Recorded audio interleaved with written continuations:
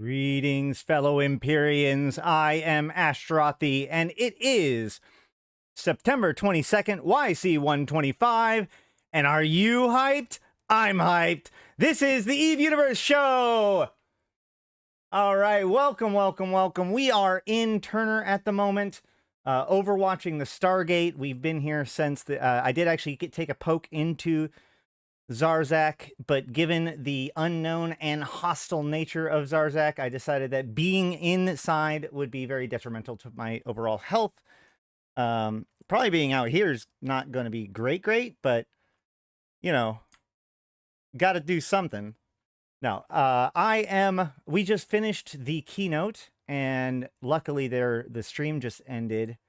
So I'm going to be able to queue it back up, so that way we are going to go over it. So what we're going to do today to get started is we are going to rewatch the keynote that just happened.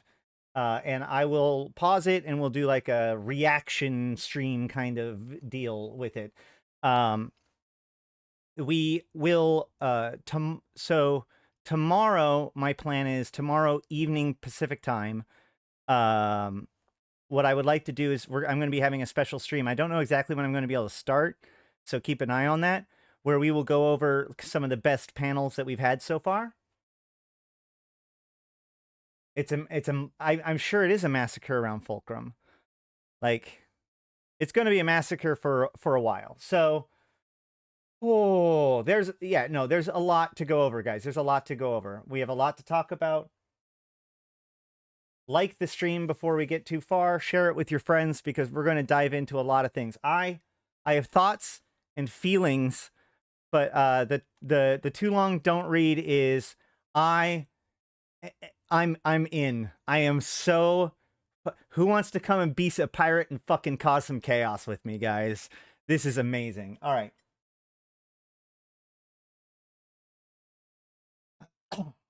Yeah, just got done. Yeah, that's what we're going to do. We're going to go back and watch it on Twitch. So hold on a second. I think I might make a new alliance or a new corporation, or reuse one of my corporations for this. Separate. Vanguard looks so good.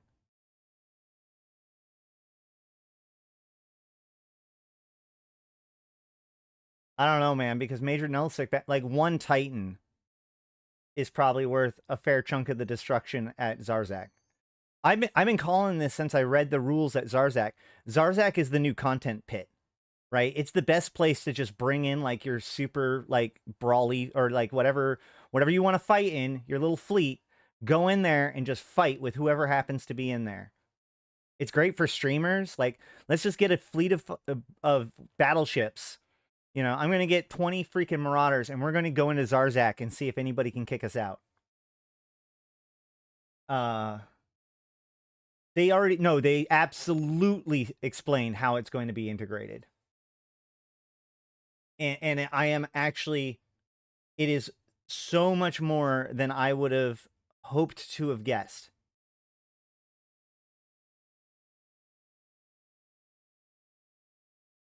If I'm new to the game, like I haven't made a character yet, it is something I could start with. Depending on the part, like, this is a great time to start as a new player, because basically they are working on bigger and bigger projects. You're not going to jump in at day one and just be going into Zarzak. But, you know, you can be born into New Eden today with dreams of, like, breaking free and causing chaos sooner rather than later.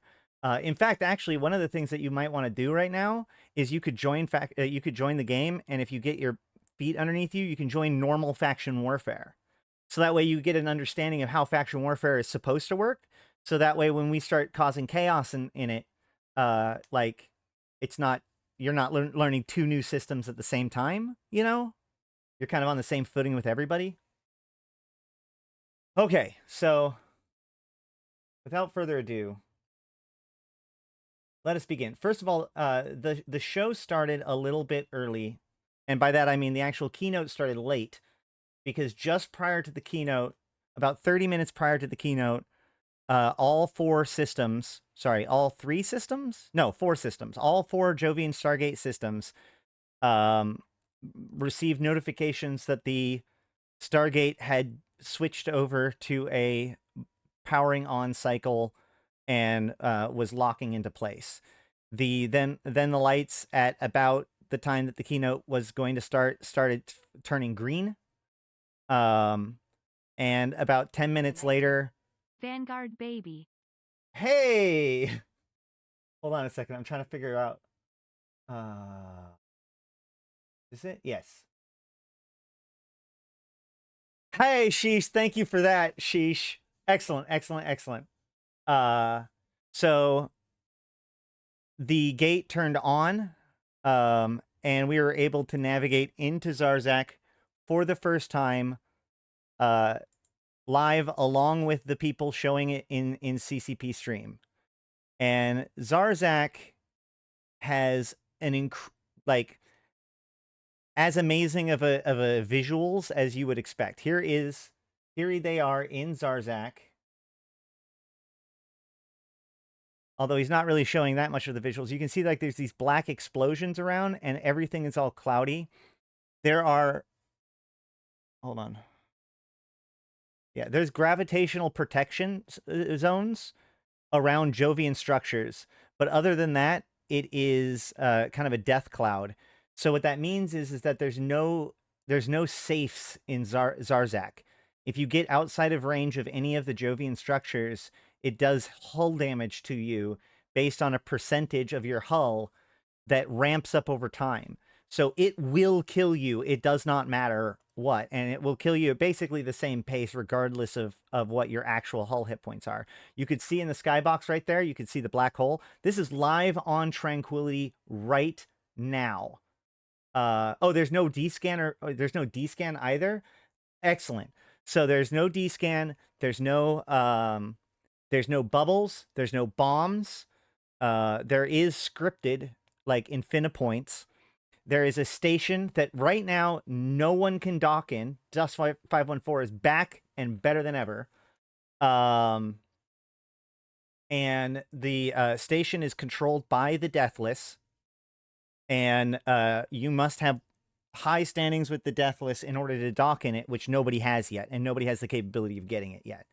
However, we have had confirmed that we will be able to enlist with both the Guristas and the Angels in order to do work with the Guristas and cause havoc within the existing war zone. But I get ahead of myself. So, let's see. We appear to be seeing here is that and at Zarzak is there Jovian infrastructure projects safe zones around itself. That's so. Who's speaking there is CCP Delegate Zero, who's like one of them. He's basically the lore. I like to jokingly call. Hold on. Yeah, I'm sorry. I keep on trying to double check. I'm not getting like decloaked or something.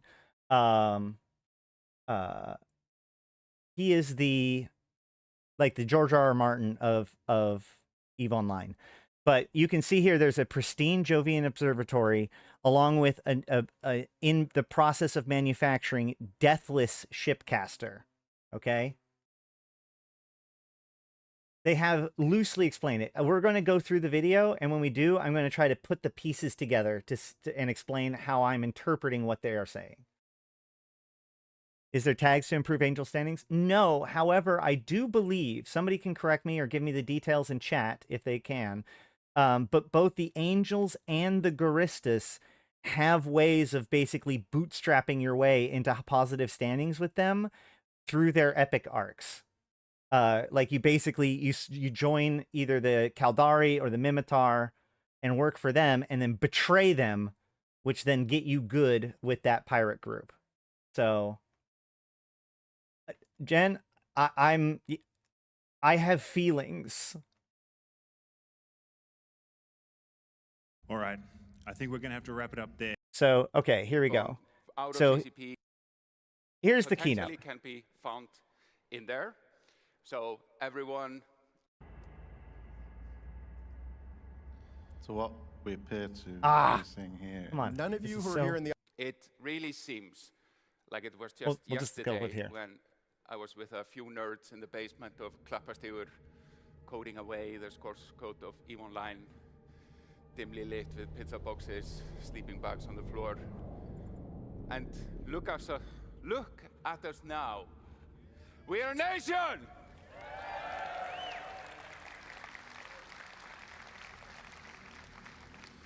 So, welcome to this national celebration, all of you present here with us in the room, and all of you on the stream. Of course, we've been celebrating 20 years of EVE Online all this year. Here are some pictures from celebrations at CCP headquarters. We invited everyone that has touched the foundation of EVE Online over these 20 years. It's thousands of people.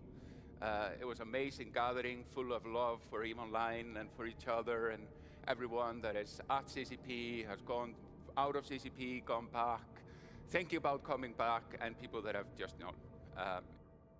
Something to think about. Somebody saying, oh yeah, the Serpentis will be the next pirate group. I'm not saying one way or another about that, but it is really interesting that this is coming out in November, because that means that effectively the lead up to this event, to this expansion, is going to be happening in tandem with the Crimson Harvest, which is Blood Raider focused, right? And then, after it settles, it's going to be Winter Nexus, which is more Outer Ring excavations, which is Mortis Legion, which is important, as we'll probably talk about, but also Saunchus Nation, which is also important if you're going to have a shooter. It was truly magical. And here is the current crew taking care of EVE Online.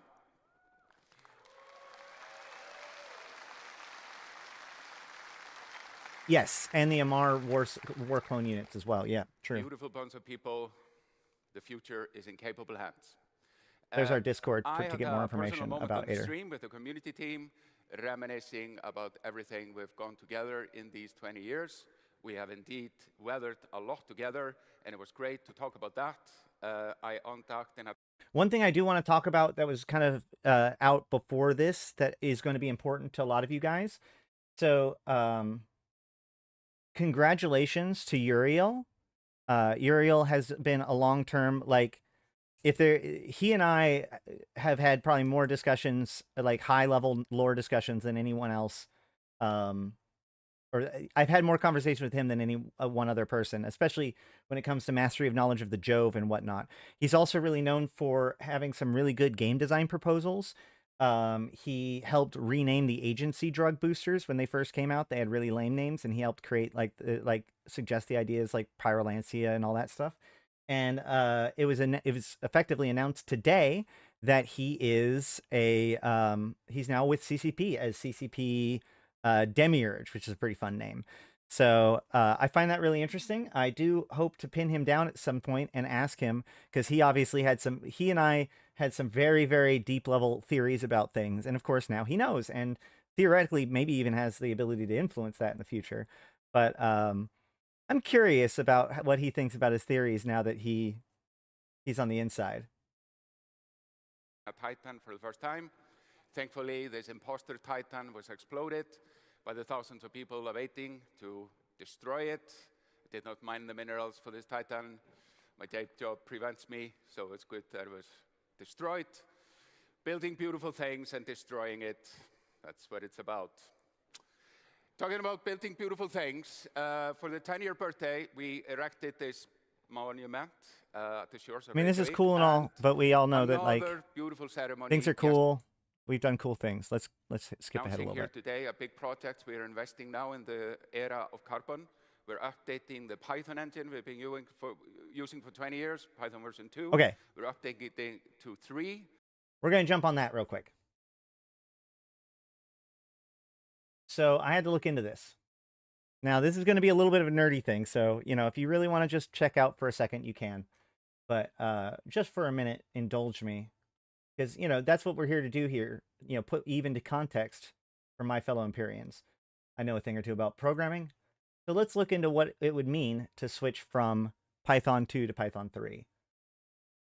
So, and maybe we'll figure out why they're doing it and what kind of things we can see from it. So this is a document. It's just a normal Python website, but in this blog they have an evaluation between Python 2 and 3. So we can see that Python 2 was released in 2000, so it makes sense that that's what the game that came out in 2003 was built on. Python 3 is 2008. The print thing is probably just a very basic thing. So the storage of strings being ASCII versus Unicode by default may actually influence like the kind of characters that are allowed legally by the client. We might actually get to see Unicode characters in the client, which is kind of cool. This one is actually a bigger deal than you would expect. So in the old days, like in older programming languages in particular, so like each type of variable is its own type, right? So an integer has no decimal point. It's just a full round number, right? And often if you do an operation between integers, especially in older systems, the result is an integer, right? Which, for those of you who have done any kind of math, you should realize that that's bad. So like if I do 7 divided by 2, it'll give me the answer of 3. I can then do 7 modulus 2 to get what's left once you divide 7. It'll give me 1, right? Yeah. And so then I can do 1 divided by 2 to get 0.5, and that's how I get 3.5 in that old system. But in the newer Python 3, if I do 7 divided by 2, I just get given 3.5. This could unironically help fix CCP round, in theory. But in essence, this is actually the kind of thing that if it could be nothing, or it could actually enhance some performance here and there, as the mathematics behind these divisions. Dividing is the most expensive of the mathematical operations. This is probably thing. The entire client is written in stackless Python originally with C++. Does this mean that this is more client level stuff, I think. So the exception thing is nothing. That's just the way it's done. So this is actually really important too. This helps fix bugs. Okay. In programming, you have what's called local variables and global variables. What?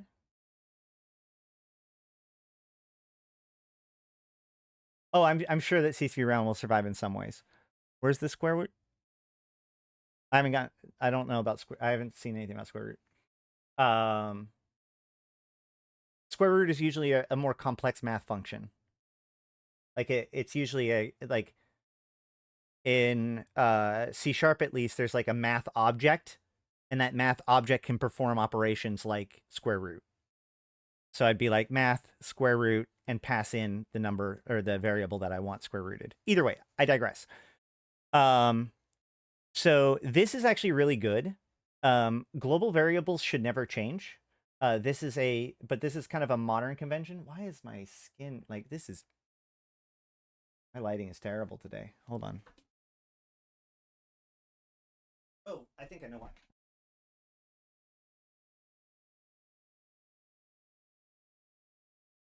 Is that gonna help? No. All right.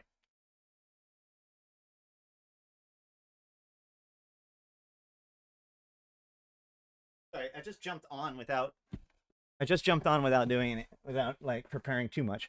Anywho, let's hope that helps. It probably won't. But either way, so the reason why this is important is that's true. It's the website. That's fair. Can I force it on? No. Okay. Well, whatever. So a local variable is something that's contained within a thing, like an object or a method or something like that.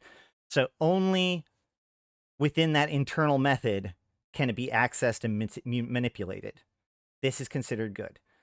there are also what's called global variables, which are like accessible from everywhere, whether that's the entire class or the entire, usually the entire program.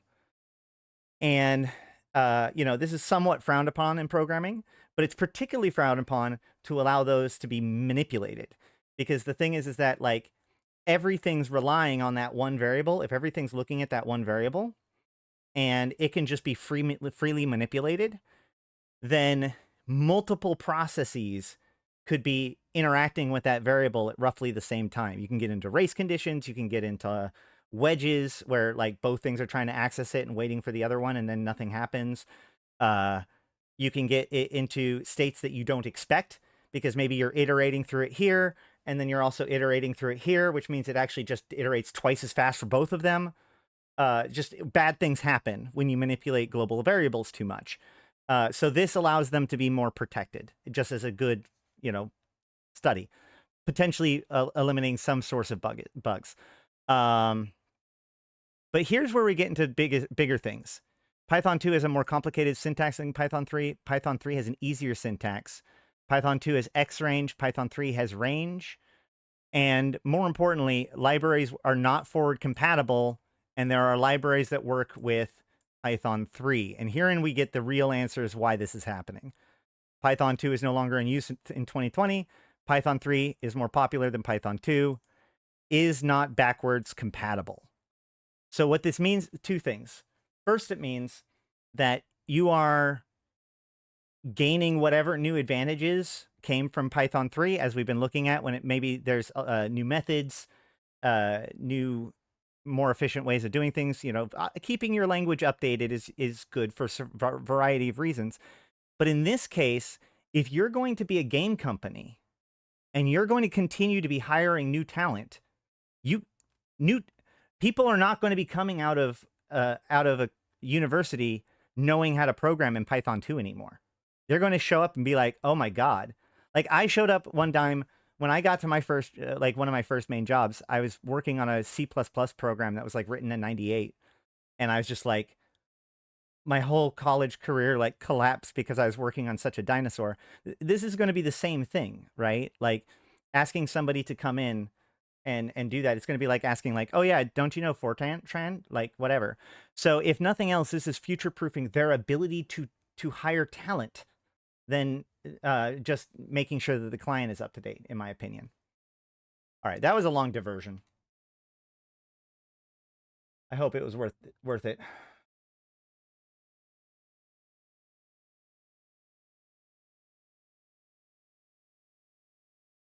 Where is my window? There it is. Python 3 for the third decade. Security patches and all that stuff, yeah, too. And it's these kind of foundational investments that allow us to develop features that create sometimes a bit of technical debt, which we then eat down as we progress, and also push into the future. It also allows us to deliver something like excellent space. The meme has really come alive. We're owning it. We're using it. It is really funny. Like, yes, there's so much hate in Twitch chat for blockchain. And you know what? Here's the thing. Like, honestly, a lot of the hate in Twitch chat in general always gets to me. But in this case, I think it's okay. Because really, people are just sending the message that it's like they're just trying to be as toxic as possible when it comes to the idea of blockchain being in here, which I would be concerned a bit if there was any conflict with that. CCP's, the thing is that you got to think about how CCP is going to interpret it. They're one of the things that we'll see as he's finishing up this presentation is that you just look at how hard he pounds home that this is separate from EVE Online when it comes to the blockchain stuff. Like that is his #1 message when it comes to it.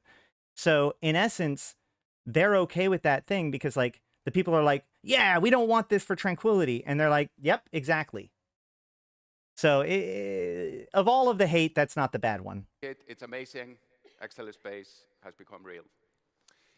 In Fanfest 2017, we were also talking about this. Then we were talking about investing in more immersive computing, understanding human psychology even better, computers in the cloud. We talked about blockchains, and we talked about AI. And if you kind of look at the scorecard now, 5-6 years later, then of course we did a pretty amazing push into VR.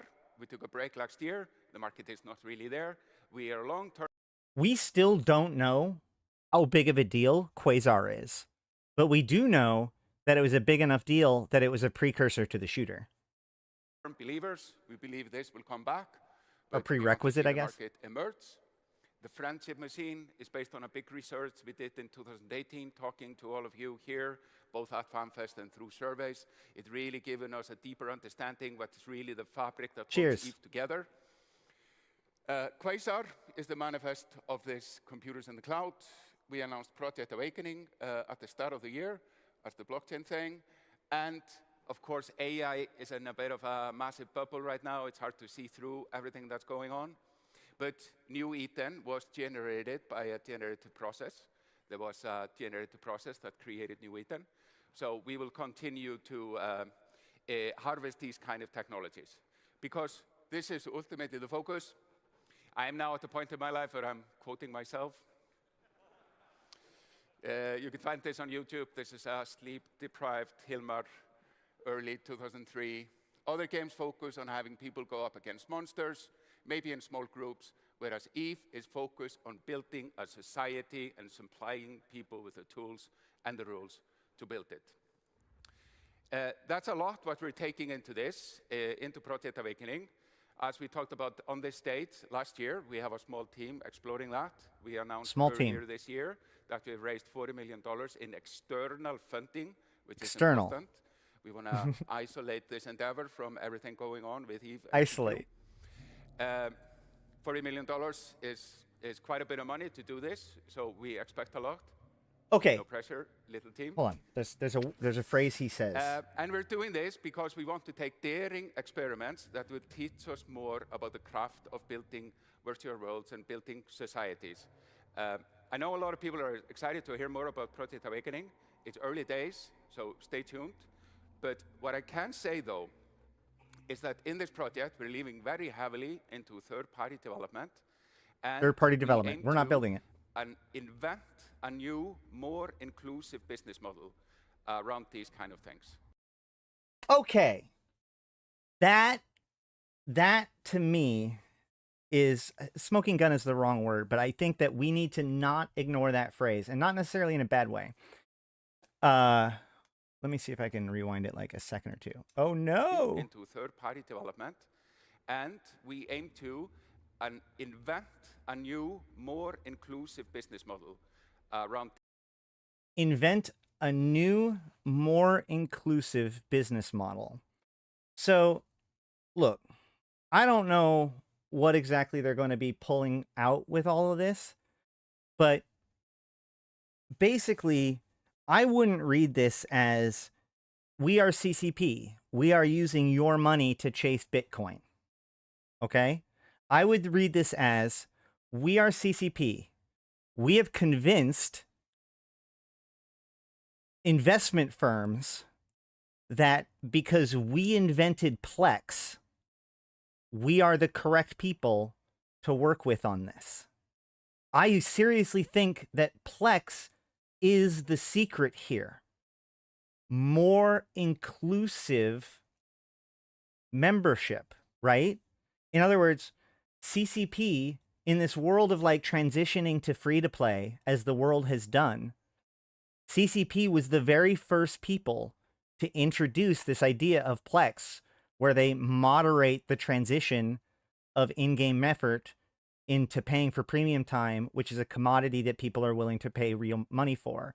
That was then copied by World of Warcraft. So I get that it's all buzzwords, but my point is that picking those particular keywords, a more inclusive monetization, in other words, a monetization that allows more people to be involved, or make it so it's easier for people to be involved. You could say that Plex gave EVE Online a more inclusive monetization. That's my point. That's what stood out to me when he said that quote. I'm not saying how much it will be relevant or whatever, but as soon as he said that, it made me realize why EVE Online might be seen as an industry leader in this field. These kind of things. And these are both takeaways from our journey so far.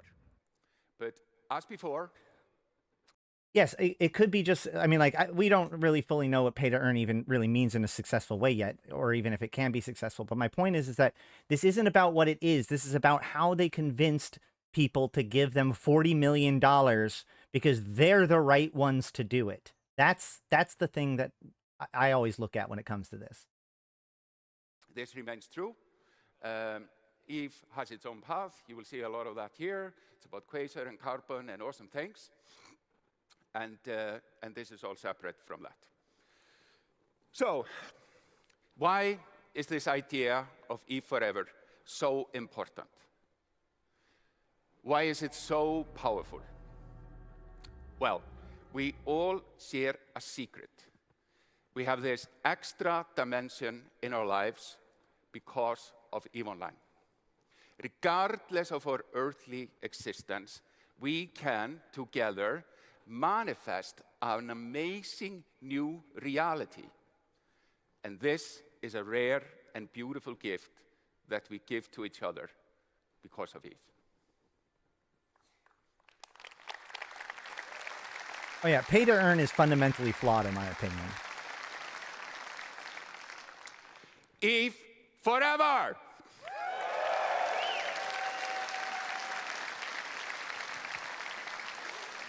So, next up, we have CCP Orca.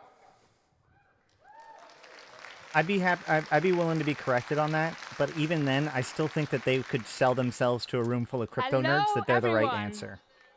Great to be here with you, celebrating 20 years of EVE Online.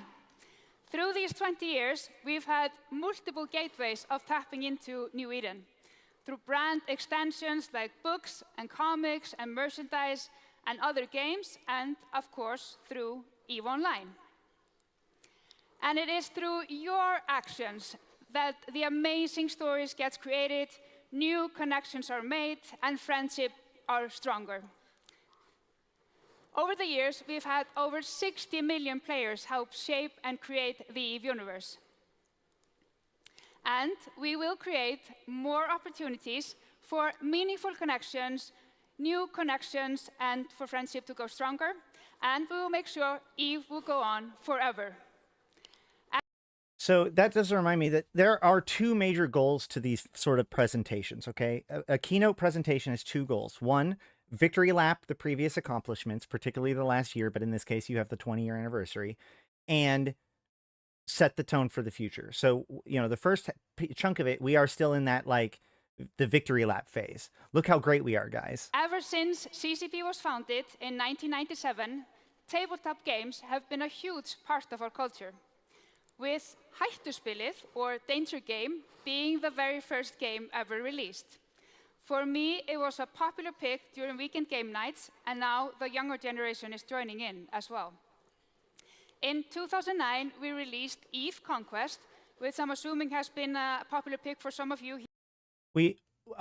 So I think it's Josh Strife Hayes and Callum Upton have a really great conversation about pay to earn, where it's basically like, by definition, you cannot have a pay to earn system that is about having fun, right?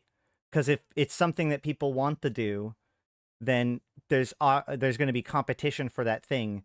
The only people that are going to be able to do it at any value are the people that are willing to do it beyond everybody else. Otherwise, there would be no value in that work. And more importantly, you need other people to value that work. So it just becomes like, there is this theoretical thing where, like, well, maybe you could earn, like you can craft modules that you can then sell to other people that want to have them or whatever. Like, there are theoretical ways of, like, having, like, basically just passive income in EVE, right? But honestly, the only thing that would make EVE the only thing that would, let's put it this way. You could simply make EVE a pay-to-earn game by simply allowing people to cash out their Plex, right? Just being able to say, like, oh yeah, you know, CCP, I want to be able to take out my Plex and let them take their cut or whatever, but get it in cash.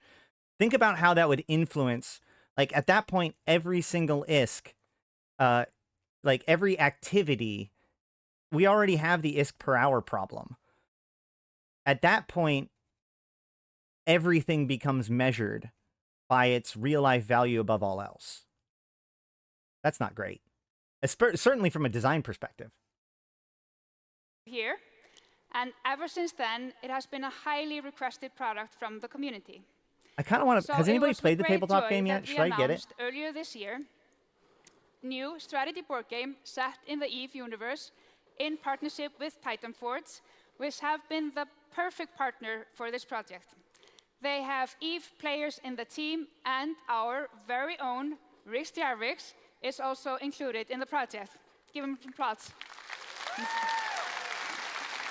It'd be cool if we could get Tabletop Simulator. Well, so Titan Force are here at FanFest. Mass, that's my point. Playtesting the game, so go check it out. That's my point. Like, thinking about being able to cash out is the thought experiment. All of the problems with that is the problems with pay to earn. Give it a try, and more so. Give them your feedback, and then follow their Kickstarter page. The EVE universe makes for the perfect platform for other platforms than PC to experience EVE. In 2018, we took some valuable learnings from our first attempt of taking EVE to mobile with EVE War of Ascension. 2 years later, we released EVE Echoes in partnership with NetEase, and through the years, more than 13 million players have played EVE Echoes.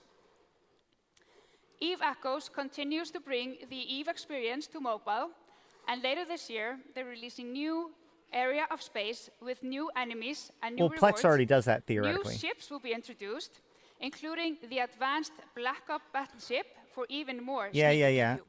Sell the other game. It's fine. So last year at FanFest, we talked about Project M5, and since then we've been playtesting, and the playtests are becoming quite competitive.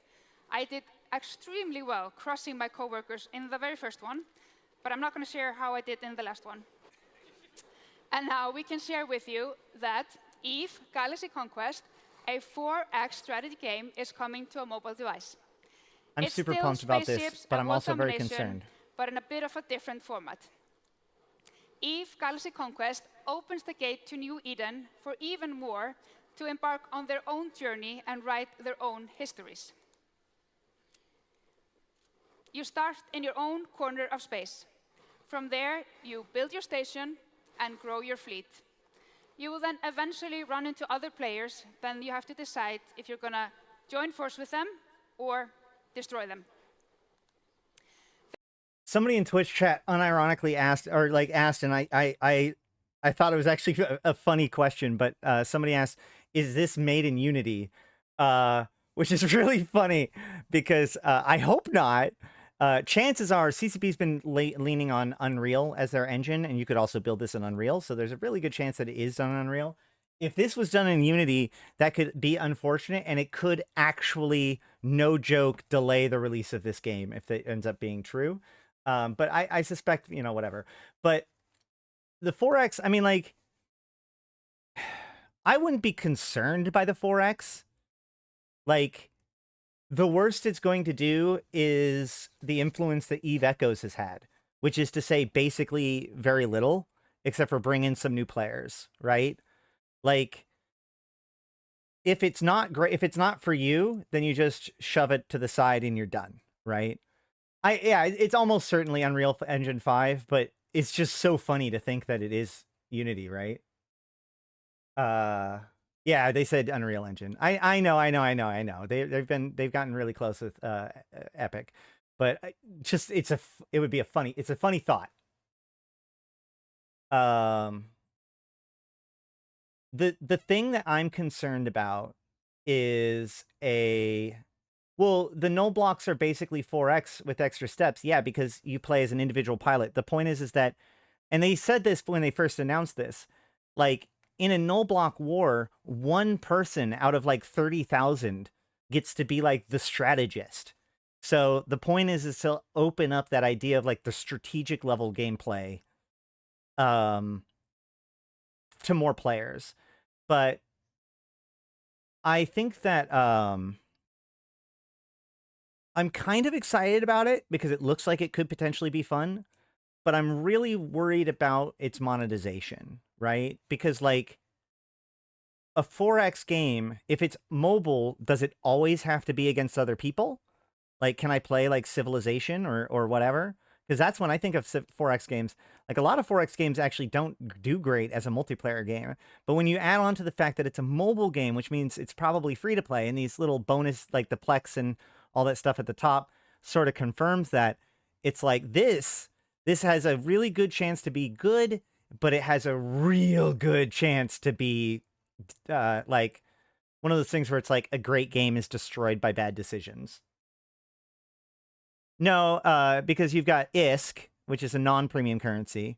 You've got Plex, and then qubits, and then you have data shards, and then you have other resources here, probably like manufacturing resources. Yeah, it's exactly. It feels like one of those games that like I'm afraid that we're going to be like, man, it could have been so good, except.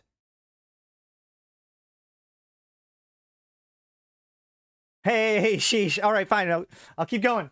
There will be huge battles, and players will have to cooperate, form corporations and alliances in order to succeed.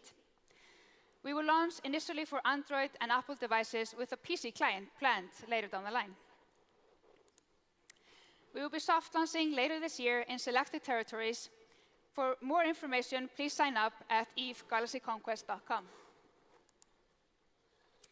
EVE 20th Anniversary Collector's Edition is being made in partnership with Limited Run Games.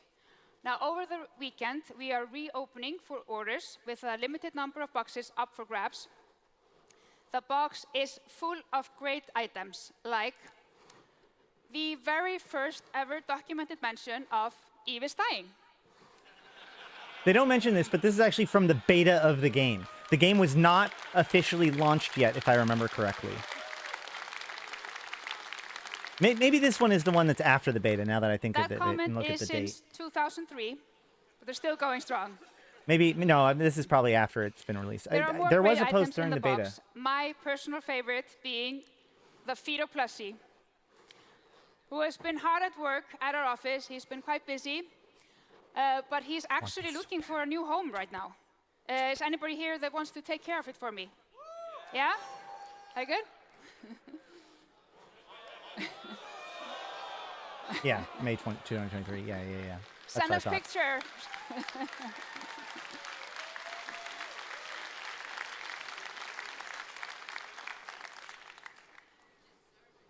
Throughout the years, building our games with the community has been a huge pillar for CCP.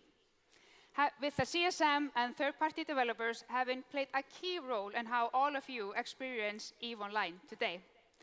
And we want to build on that even more with empowering EVE players, unleashing the creativity that lives in the community, starting with sheepskins.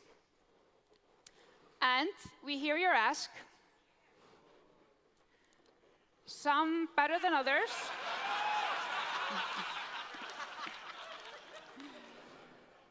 So, do you know this guy? Yeah.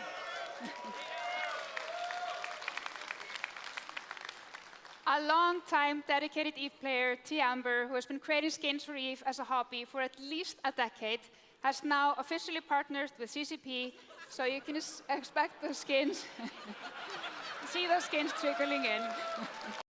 This is so well-deserved, man. Tamber is such a good dude. So, back in the day, he made a thing called Caldari Prime Pony Club, which was basically a web-based browser that allowed you to look up any given model of the game and skin it with any given skin. Like, back then, skins weren't a thing, but you could be like, I want to see what happens if you have a Garistus Dominix, you know? You could pull that up and show it and, like, change the lights and all that sort of stuff. That's actually, like, if one of my older video, or like the propaganda had like Aderon Robotics but it was like a Tristan with more like the rogue drone lighting and stuff like that. That's how I made that. So, you know, he worked on that forever, for free. And, it was used by a lot of different people. He eventually came out with a whole like model rendering system, called Jessica. I think it was a female J name. He's the one that did the hello. If you have seen a ridiculous skin on a ship on Reddit or on Twitter, it's probably this dude. So the thing is that like, not only has he been incredible for the community, but here's the thing about it. His presence has constantly been just this nice, gentle pressure to CCP to up their game. Not by bitching about it, but by showing people, including CCP, how good these things could work. Was Jessica the one by CCP used to make never mind. You're right. He worked on a different thing. He made his own one. Jessica was the internal client. That's true. Thank you for that correction. So, like, when CCP was just doing basic recolors, he was showing what it could look like and what it would look like if we freed it up.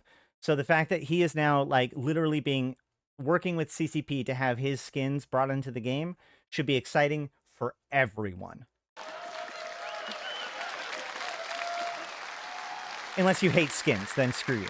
I mean, what? I love you too. So this is the very You're just first wrong. skin created, a beautiful Megatron skin included in the collector's edition. Some more skins are already being worked on, and we can't wait to see them in game.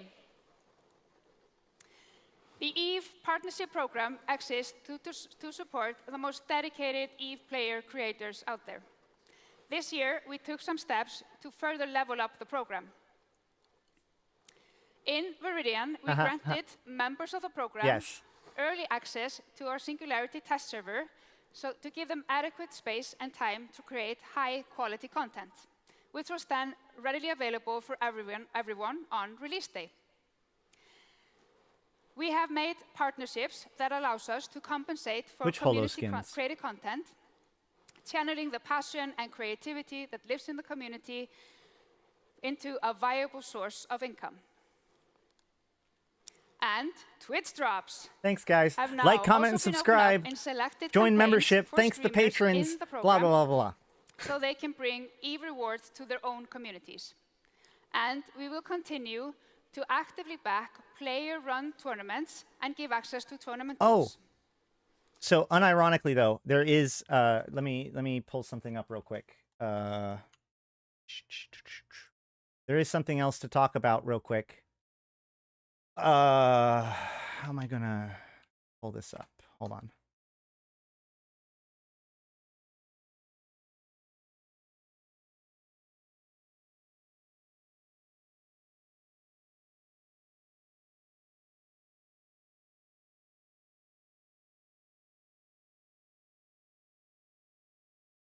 Bit of a side note here, but so Steam is currently they haven't mentioned this yet, but there are these 2 packs that are available right now for the next several days: the Cosmic Captain pack and the Star Pilot pack. Now, if you enjoy World of Tanks, you should not buy either of these packs like this. What you should do is there's this deal going on right now where if you play World of Warships and EVE Online, basically you get both packs for the price of one of them. Okay? So you could get the EVE pack for $40, or you could get both packs for $40, basically what it boils down to. A couple things about it. The more expensive pack is for the Gnosis skin. The Destroyer pack, or the cheaper pack, is for the Destroyer skin. Let me double check something, because there's something here that I noticed that might be to your interest, which is, so what we can see here is that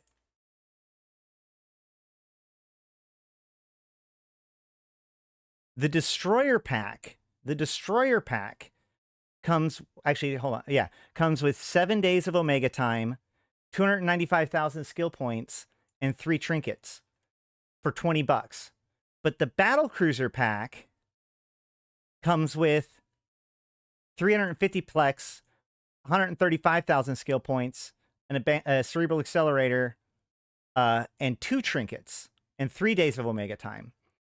So what that means is, if you don't want the World of Warship stuff, I don't know how good that stuff is, but if you don't want the skin for the Gnosis, the Destroyer pack is actually cheaper and gives you more. I don't know what the trinkets are yet, but I do know that you get 3 trinkets if you pay $20 and 2 trinkets if you pay $40. You get more skill points, you get more Omega time. You still get the Cerebral Accelerator. The only difference is that, yeah, you get more stuff in the Destroyer skin. I mean, whether or not they're worth it to you, I haven't done the math yet or whatever. I'm pointing out there is a bit of an inversion here where the cheaper pack offers more stuff for EVE players. Either way, let's keep going. That was just a weird aside. So, next year will be the 20th Alliance tournament.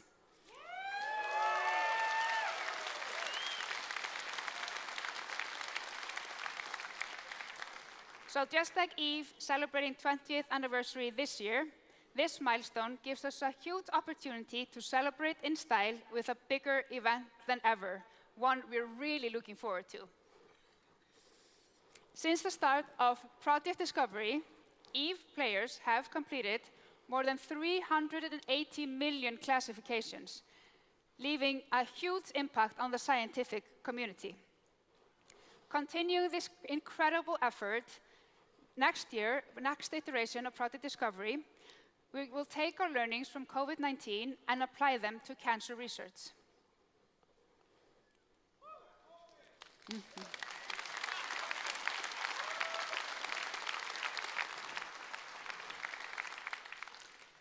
So, through Plex for Good, Capsuleers, with their collective efforts, have donated more than $1 million, converting Plex into real money to donate to humanitarian relief.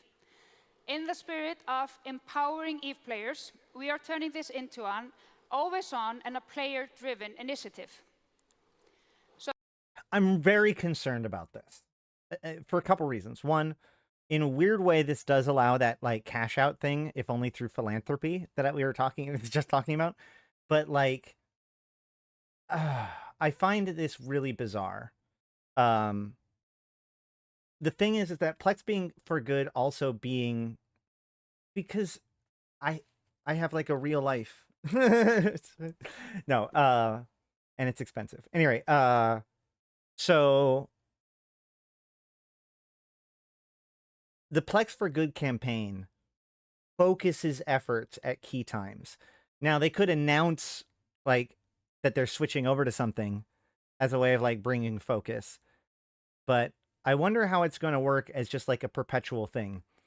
And I also wonder if anybody is going to call a foul of it, suggesting that CCP is just trying to take Plex out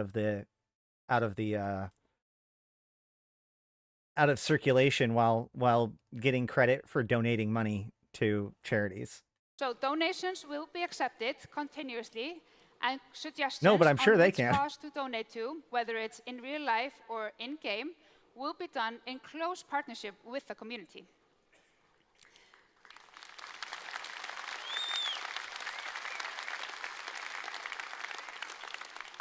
So, who's excited to hear more about what's about to happen in EVE Online? Yeah? With that, please join me in welcoming CCP Burger and CCP Ratati to the stage. So this is hilarious. In case you guys do not know, CCP Ratati in particular is probably the most hated dev in CCP right now. He is like the main chief ecosystem. He worries about the ecosystem, how everything, like the big picture stuff. He's one of these are actually the top 2 game designers in CCP is coming, or for EVE Online is coming out. So CCP Rattati has gotten a lot of shit, especially during scarcity, because of things that he has said, and just for the credit, he's gotten a lot of the credit for scarcity.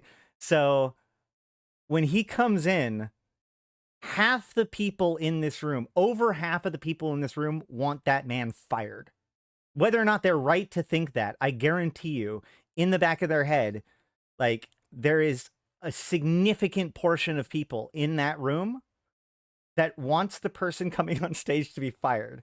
So keep that in mind when you hear like all of their reactions to things, because it's pretty interesting how well they turn it around, right?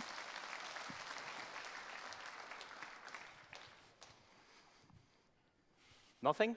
Nothing? Dead silent. Rattati comes to the stage, silence. Come on, you can Come on, do a wee come bit on. better than this. Let's try it again. Okay, ready, Rattati? You've been waiting a long time, We've guys, been waiting right? a long time, 18 months. Okay. Hello, Fanfest! CC Burger can win them over. I am so happy to be here. This is my happy place, you know.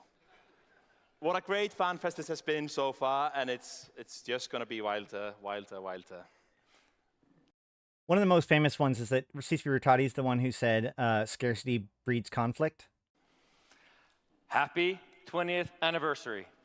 It feels absolutely unbelievable to be here from the bottom of my heart and to finally be in the 3rd decade. There is simply nothing like Eve. We all know this. This enigma that we get to be a part of, make friends and memories. The first step in the 3rd decade is the upcoming expansion coming this winter. But before we deep dive, let's take a moment and take a look at the journey so far and the reinforced foundation we've built.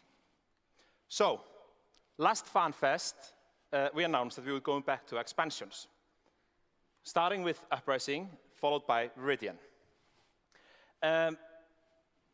Both can kind of be summarized with the word impact. In Uprising, we completely redesigned and opened up faction warfare, allowing you to impact the future of war. And then, with Viridian, we unlocked cooperation leaders, gave them new ways to activate their members with more meaningful tasks for the members, all while showing their might with emblems and colors. And you guys seem to love it. Just this year, you've managed to kill each other 42,876 times in factional warfare battles, destroying, destroying whopping 23.3 trillion ISK. And the year isn't even over. But let's look at it in context. So factional warfare first came out in 2008. And from the start, it's been a great place to find action.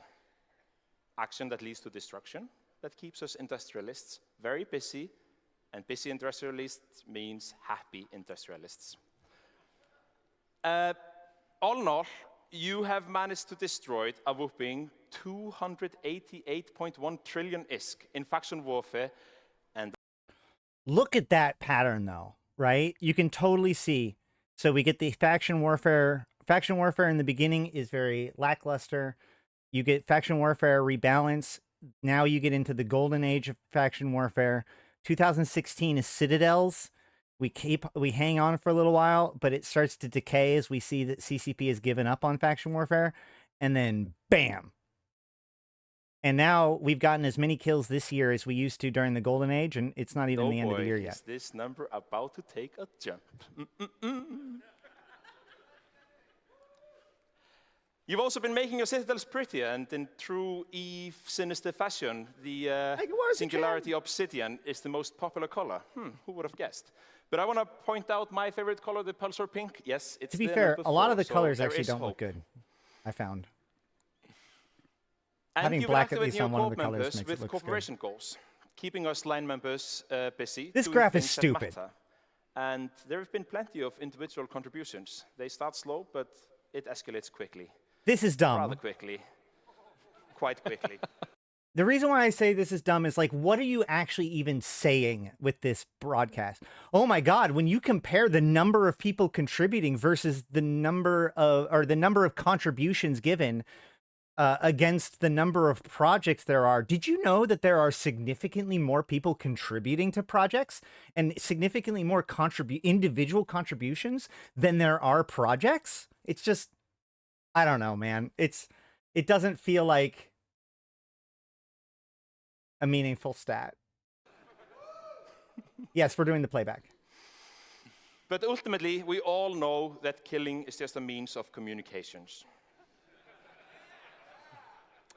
And since Uprising in 2022, 1 million unique capsuleers have been involved in killing each other, destroying almost 600 trillion worth of ISK. 600 trillion. That's a massive number. No, it's more like Beers Drunk versus Gulps Had.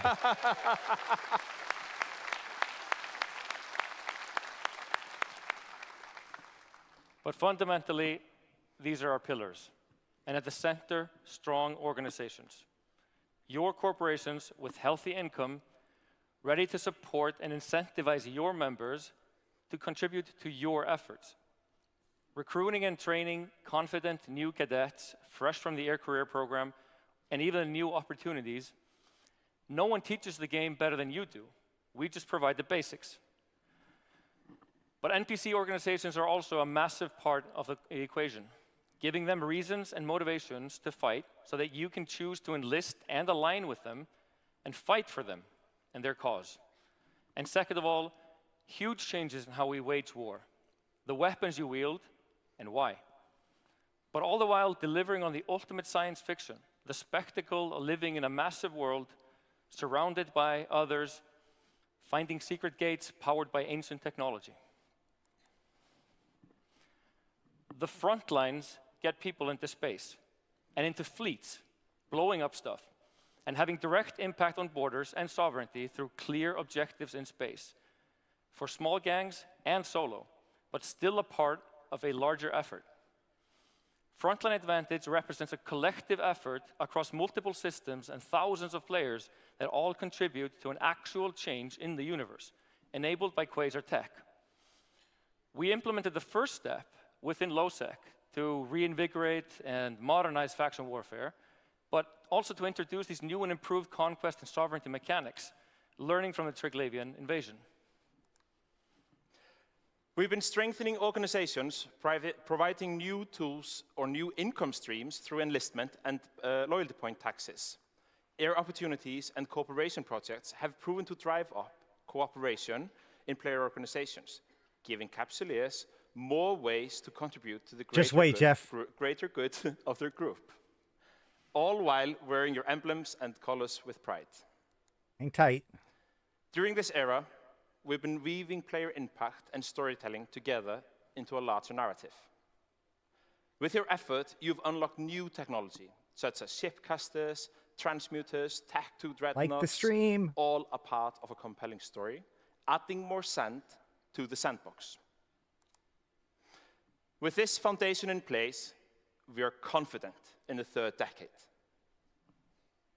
But New Eden has been buzzing after new gates were discovered. And so, please welcome CCP Emerald to give us the gritty details.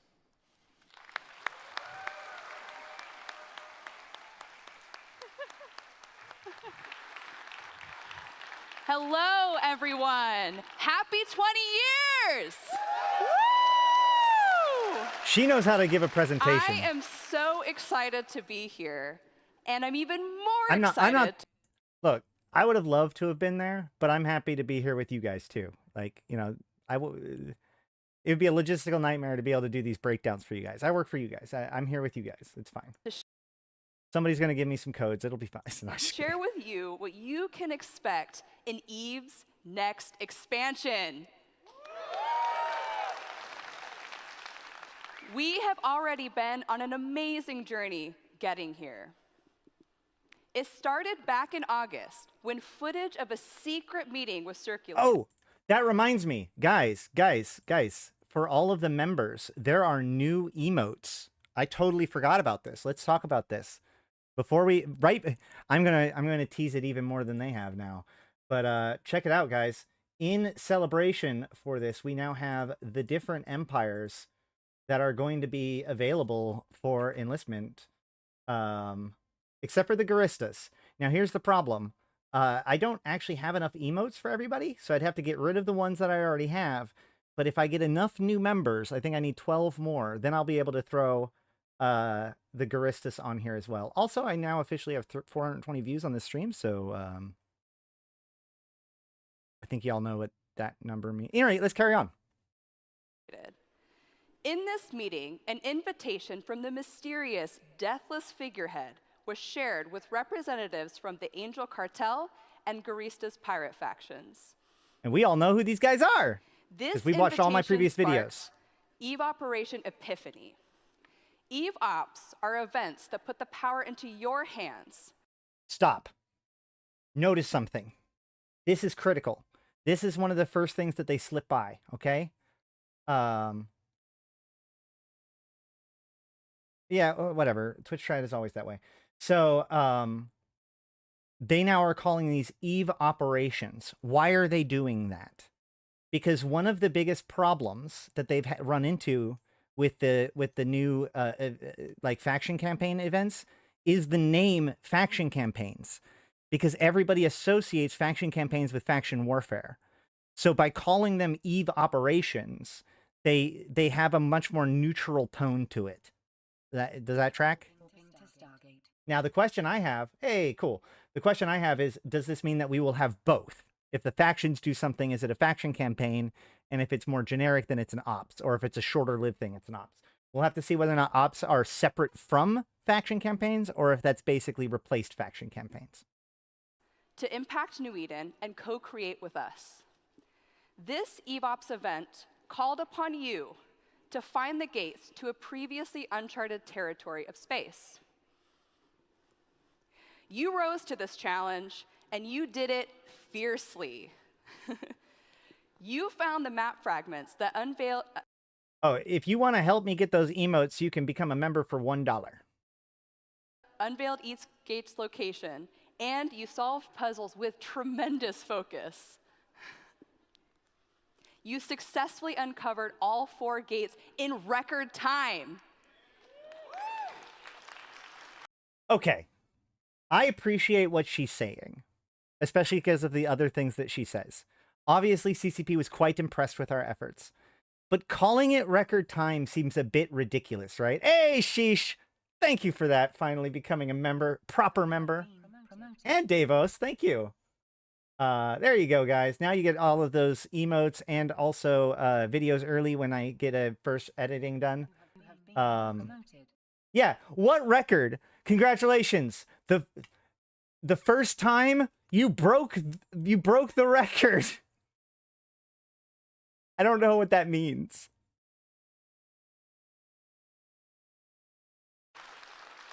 We were absolutely astounded. I think they meant broke all this. Expectations. That's what I think she meant. Those capsuleers who were successful in she had a finding minor each one. gate were handsomely rewarded. And they were recognized in a ceremony by the Society of Conscious Thought, which was covered by the scope. A huge congratulations to each and every one of you. A record-setting moment.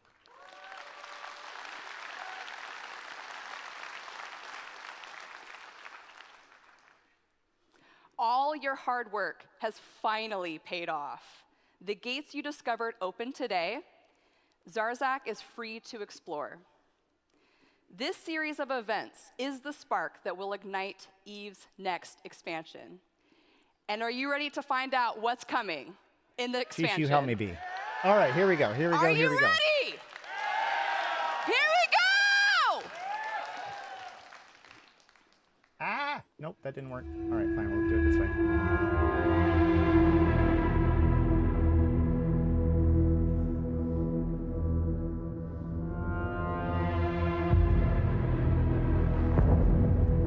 Zarzak has been waiting. An ancient nexus, long abandoned.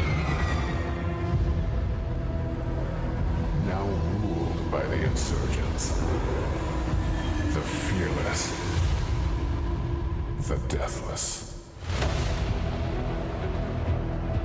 Trust is rare among our kind. Yet here you are, compelled by my invitation. I offer you a haven, a fortress, hidden from the Empire. One click. I have given it life. It feeds on me. And in return, it yields knowledge, gifts, power. Prepare your forces for chaos on the front lines. Harness the might of Capsuleers with the promise of riches. And together, we will unlock Zarzak's secrets. One by one.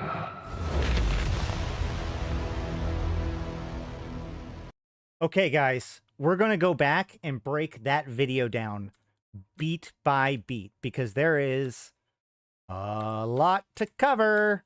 Okay, let's see. Ready, guys?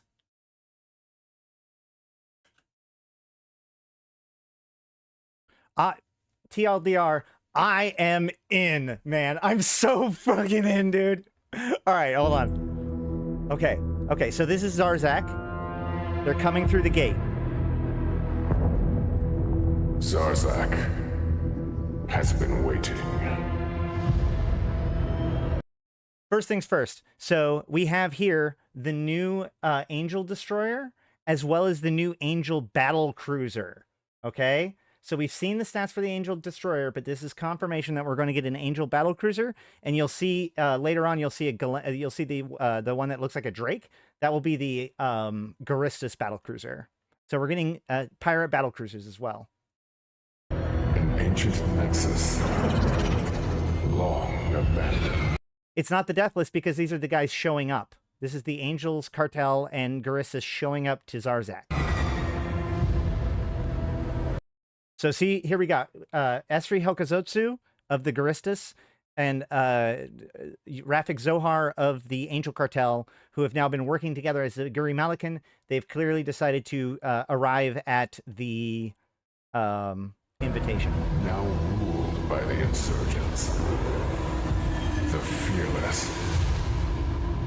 The deathless.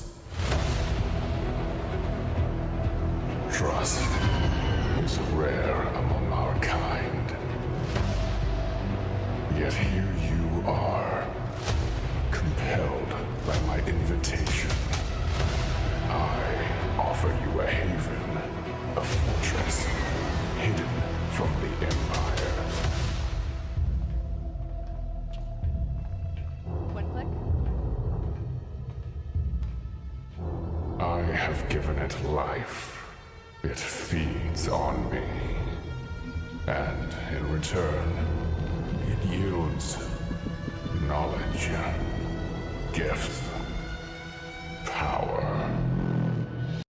Okay, what is happening here? What is happening here is that it is very clear that the Deathless, who was a Capsuleer and always has been a Capsuleer, especially if he's Aniarnakori, he's a Capsuleer, right? Who has discovered this station. It was intact. Now, here's the key about this. The capsule is Jovian technology. The ability to hook up our infomorph and become linked in to the ship is Jovian technology. This means that he is hooked up to the station in the same way that we are hooked up to the ship. He is now the Capsuleer for the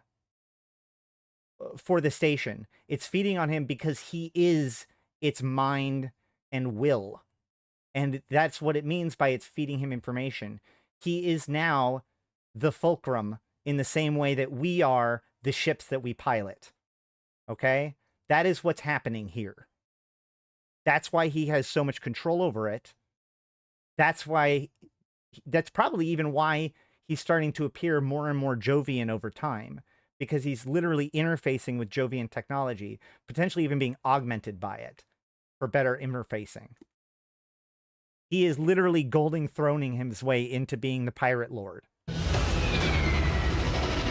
Prepare your forces for chaos on the front lines. Harness the might of Capsuleers with the promise of riches. And together, we will unlock Zarzak's secrets. Okay, so let's fucking talk about it, all right? Now, spoiler alert, we get the fucking shooter in this announcement, all right? So this is where we stop talking about the expansion and start talking about like what all this is going to mean. And it actually is still the expansion. That's actually incorrect. So here we go. This is what is happening here. This is how this works. This is the secret that they talk around, but they do not say. What is going to happen is that we are going to travel in Eve to the fulcrum, dock up, plug in, and then manifest as a war clone while being wired up in the fulcrum. So I'm no longer going to have my Dust character and my Eve character. Ashtarothi herself will plug in to the fulcrum and wake up on a planet. That's what we're going for. Just watch. So these are Capsuleers. Okay? Oh well, no, sorry. These are the war clones. My bad, not the Capsuleers. This is so you can see. We will unlock. So up you have the central bases, and then you have all of these different clones. He's talking about how he's wired into the fulcrum. He talks about how we will unlock the secrets together one by one. So this is what I am interpreting this as. I'm not 100% sure, but that's what it, like, if we listen to the rest of the presentation, just pay attention, especially when they replay this with when they add the shooter wake up at the very end. Like, that is clearly what is happening. Come here, join my ranks, and we will use these new jump clones to jump directly into the war zone and cause chaos. So here's how this is going to work, okay? So the Deathless is building a shipcaster. He will shipcast us into the war zone. Because I'm saying us, because you better freaking believe I am in the circle. So we're going to go into the war zone and cause chaos. By us fulfilling our objectives in the normal war zones, we are going to raise the chaos level within those things. And once we establish a base, then we will be able to go into those systems as Vanguard and increase the chaos level. That's what we're working towards. Okay? That's where we're going with. That is the connection between Vanguard and EVE Online. Zarzak's secrets. One by. No, he's not control. We are. These are our people. He said we should go join it. This is why they said that the numbers in faction warfare are going to explode soon. Are you as excited as I am? Are you as excited as I am? Eve's? Absolutely, we will. Eve's next expansion, Havoc, is officially releasing on the 14th of November. Okay, we have a date, which is the 14th of November. Okay, never mind. I had for a second there, I had to check to see if it was spelled with a K or a C, because it's really funny because Havoc is the game engine, or is a game physics engine. I think Unreal uses it. I'm pretty sure Unity uses it too, but either way. Eve's next expansion, Havoc, is officially releasing on the 14th of November. It invites you to align with pirate factions, the Angel Cartel, or Guristas. They are aligned with the Deathless Circle. The Deathless is the harbinger of Havoc. Come November, you will be called upon to join with the pirates and cast to the war zone from the new system Zarzak. There, you will corrupt the You mean like the bioadaptive war clones that the Caldari were caught using a few months ago? Empire's efforts for your own gain, No, bringing chaos the Ground to Gate the does front not lines. release on the 14th. The EVE Online expansion There's does. a lot to get into with this expansion, and I have some very special guests who are going to get into more detail on what you can expect come November. Over the past few months, you have discovered and deciphered secrets.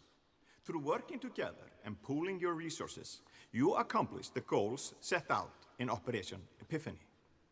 You found the gates to a mysterious and previously uncharted territory. This new system is called Zarzak. The gates to Zarzak are now operational, and you are free to explore this ancient system. The Zarzak environment is actually quite bright and beautiful, but at the same time, it gives you the feeling of something hazardous. It looks really good. It feels like there's a sandstorm all around you, full of cosmic dust and dense clouds obscuring your view. Inside, you will find some pretty impressive structures that are both advanced and ancient feeling. Very much signature Jove design. Zarzak has ancient Jovian roots and contains a station, the Fulcrum. Because, I mean, like, the Deathless has their own mercenaries, right? So you could just be from one of the other mercenary corporations. And in fact, in theory, you could use it like, hey, if you make progress in Dust 514, or, you know, in, what is it, Vanguard, maybe if you make your character on Eve, it will, like, have some sort of bonus or something. You could do some cross-promotion really easily that way. Abandoned by the Jove, now controlled by the Deathless. The Deathless is a shadowy figurehead who has promised a more prosperous future to the Angel Cartel and the Gurista Pirates by offering them a sanctuary within Zarzak. In November, with the launch of the expansion, you will be given the opportunity to align. Well, in theory, the people that are making havoc are going to be living in Zarzak and launching attacks from there. With Angel Cartel or Guristas and aid their efforts to corrupt and pillage the front lines, undermining the Empire's personal gain. This is something you can directly benefit from, and in turn, aid your corporation or alliance with. The aim of the pirates will be to enter factional warfare space and engage in a new feature we call pirate insurgencies. Those capsuleers that are aligned with one of the pirate factions can participate in insurgencies by completing objectives that will reward them with new loyalty points. Okay, so basically, systems will be connected, probably by the shipcaster, which will make an insurgency. At that point, it's just like the invasions, where there are objectives for both Deathless loyalists and Empire loyalists. And if the Deathless loyalists complete their objectives before the Empire loyalist does, then the system becomes disrupted. Successfully completion of objectives will also increase corruption in the system, which means the rules of play within that system will be altered. Pirate-aligned capsuleers will also have in their disposal a new pirate station within the war zones to use as their base. So there is so by completing the objectives, we can make the system corrupted, which is probably a system that's very similar to or lays alongside Advantage, right? And so right now, there's going to be basic ways of doing a corruption and what that means. But basically, it's built so that the shooter slides right in there, and the shooter applies when the system is corrupted, once they're ready to use it. Remember, we're not getting the shooter right away, but they do say later on that the first playtest is in December. So we're going to get the expansion, and then 1 month later, we're going to get the first playtest, which I'm sure that they're going to, like, not sure, but I'm pretty sure that they'll make some form of, like, vague canon, you know, whatever. Your take about going to the Fulcrum and from there switching to a war clone is very interesting. Oh, shoot. Hold on.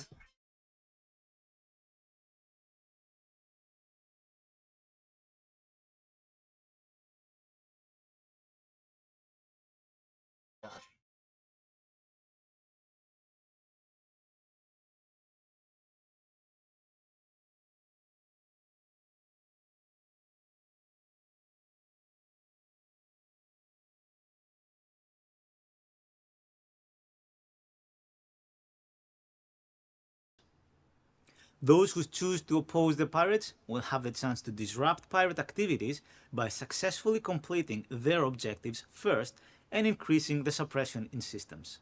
That will also trigger new effects and rules within the system. This brings us back to you, the Capsuleers. The Zarzak system is full of mysteries, and only a few safe pockets have been... It'll be its own game, but it'll be potentially the same account. You know, the same clone, as it were. ...discovered so far. Or the same infomorph, I should say. Isn't lore-wise, faction warfare is just a proxy war, but if the pirates attack it, wouldn't the true Empire's army retaliate? Probably. Oh, I'm sure they're not going to be happy about it.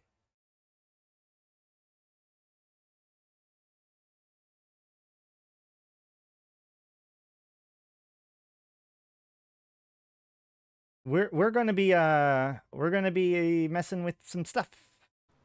The Deathless is motivated to gain a deeper understanding of Jovian technology and the history.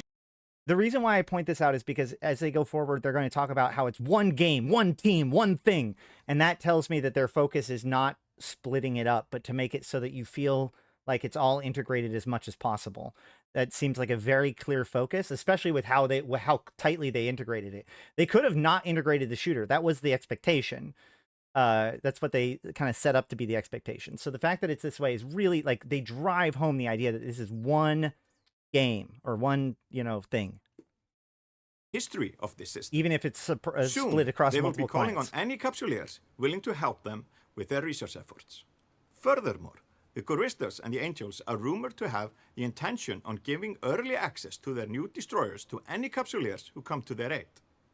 Be sure to stay tuned for further developments over the coming weeks and months. No, think about it. No. Guys. Come on, please. Let's think this through.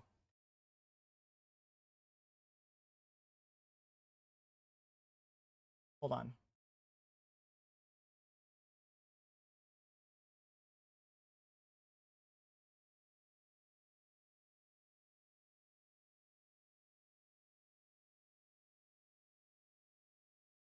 Yeah, I'm gonna give away some of my accounts or characters, right? So, like, look at this, guys. Look at all of these extra things. See all these things? Do you see how this launcher could easily become for more than one type of game?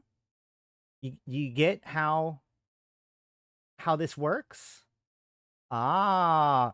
There's a reason why they've been working on Quasar and a new... Why would you make a new launcher instead of updating the old one? Right? Here's the thing. Faction Warfare Rebalance is probably just... We made Faction Warfare in the Quasar system.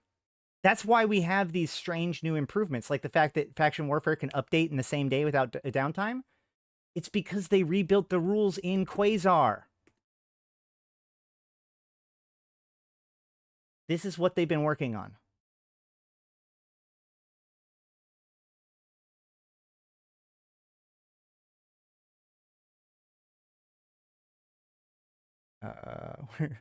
Shoot, where's the window? There it is. The Angel Cartel and Guristas have already begun their preparations for November. There are 2 new pirate destroyer ships that will be available PS3. in early access starting next week. Come November, both of these destroyers, as well as Angels and Guristas battlecruisers, will be available through the... It's actually been suggested that it's closer to Escape from Tarkov than Destiny. All right, let's look at this. Hold on. Will be available in early access starting next week. Mercubal. Come November, both of these destroyers, as well early as access Angels next and week. Guristas battlecruisers, will be The available Alligator? through the new Pirate LP. Look at new Pirate LP store starting next week. Look at that thing. Look at that thing. I want 7 LP stores. We can't wait to see what you all get up to this November. Okay, wait a minute. Actually, No. there is one... will be available they ships said- that will be available. And months. Listen what she The Angel says. Cartel and Guristas have already begun their preparations for November. There are 2 new pirate destroyer ships that will be available in early access starting next week. Come November, both of these destroyers, as well as Angels and Garistas battlecruisers, will be available through the new Pirate LP stores. Yeah. We can't wait to see what you all get up to this. So what this tells me, and whatever. Yes, this could mean the test server, except for we also know that they don't plan on bringing up the Sissy test server for long-term testing very much. So, what this tells me is that the new event is going to start next week, the arc leading up to the expansion, and that these are going to be a reward for that arc in the same way that the exploration frigate was the reward for the arc that led up to Uprising. In addition to that, so all the Garistas ships have the same, got shafted with the thing.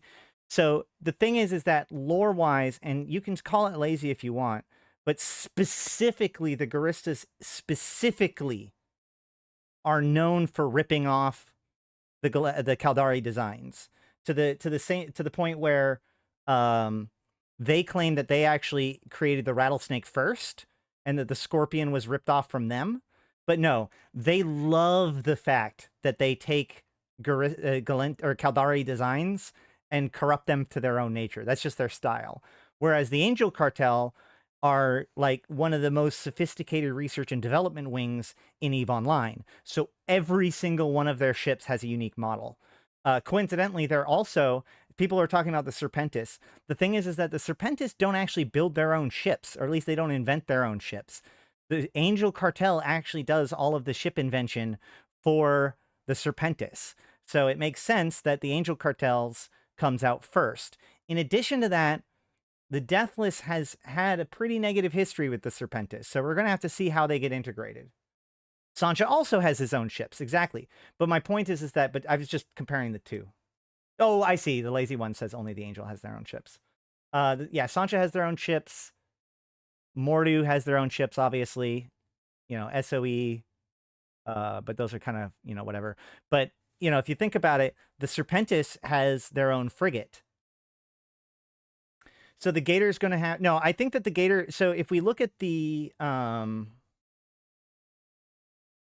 Mamba, we can pretty much extrapolate that what we're going to see is a Hilo with twice the missile launchers and the ability to use a burst launcher, or a command burst, because what we've seen is that the bonuses are identical and they're not giving extra range bonuses or speed bonuses or whatever. They might go back and fix that because there's been a lot of people saying that the destroyers are kind of lackluster, but I would for now just assume take the Gila, add some extra hit points, and give it twice the launchers and the ability to use command bursts, and you pretty much are going to have the alligator.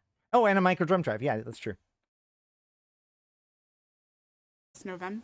Okay, wait a minute. Actually, there is one little thing we forgot.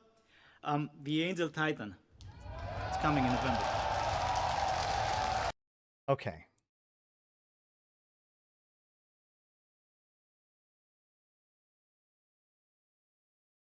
Do I have any wine?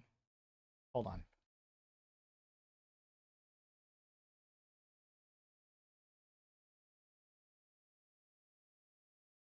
All right.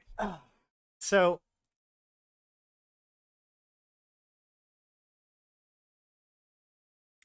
let's talk about the Angel Titan. So, okay. We have a bit of a history with the Angel Titan. A few years ago, actually. Oh, shoot. I should have pulled this up already. Hold on. Oof, I am.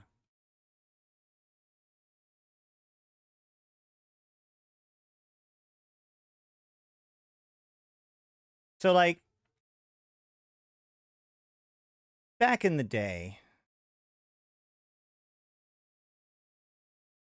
CCP started this program to coming out with the different capitals, right? Faction capitals, the Serpentis, the Blood Raider one, et cetera, et cetera. And during that time, they came out with, they just showed this off at one of the Fanfests, I think it was. This is the Angel.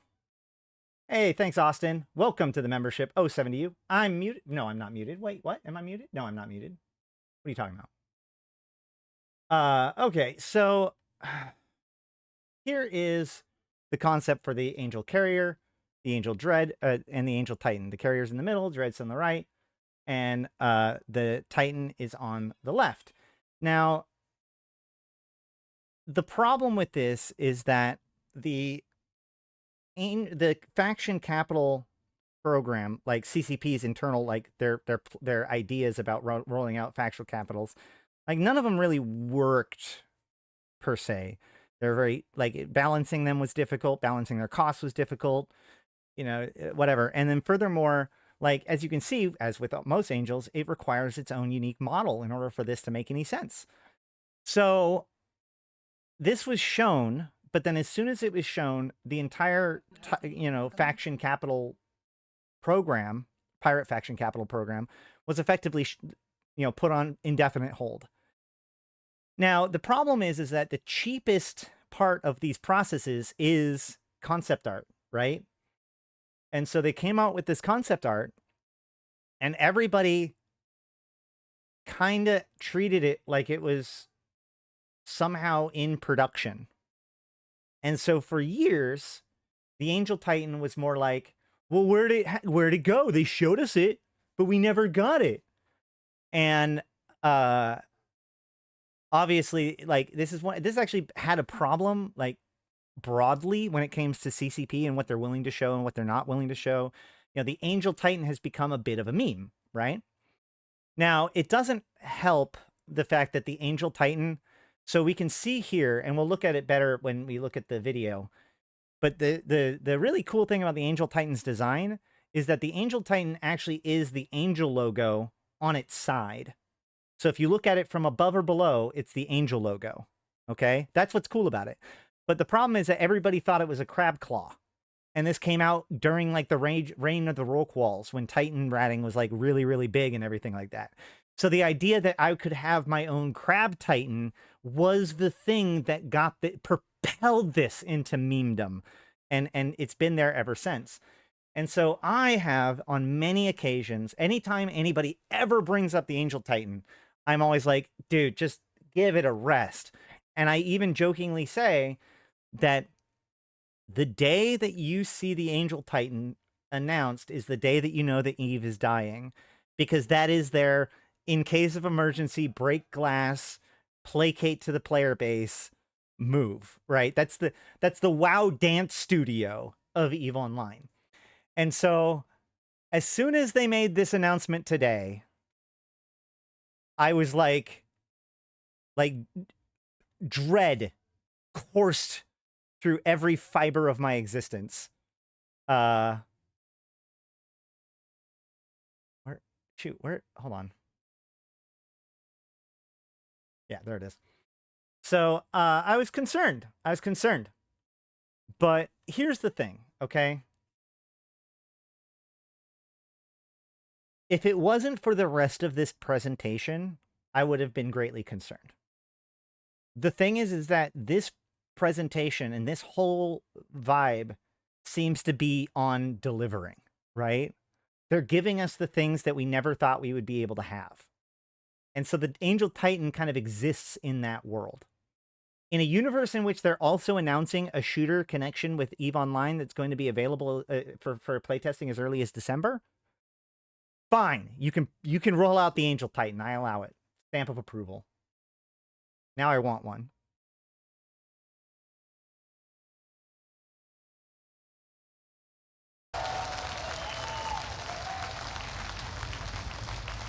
And with that, we're signing off for now. Yeah. Hoisted by my own petard, I think is the Angel phrase. Titan. That said, it was definitely on my bingo. Finally. So good things come to good people who wait. It does send a direct message, though, especially since, hold on. Okay, so let's look at this real quick. So where's the best, like, scene of it? Let's look at Destroyers, as well as Angels and Garistas battlecruisers, will be available through the new Pirate LP stores. We can't wait to see what you all get up to this November. Okay, wait a minute. Actually, there is one little thing we forgot. The Angel Titan. Just how he talks. Or she does. It's coming in November. Okay. Oh yeah, you can't really see it there. And with that, Dang we're it. signing off. No, for you now. you can barely see it there now that I look at it, but you can see it a lot more in the in this picture.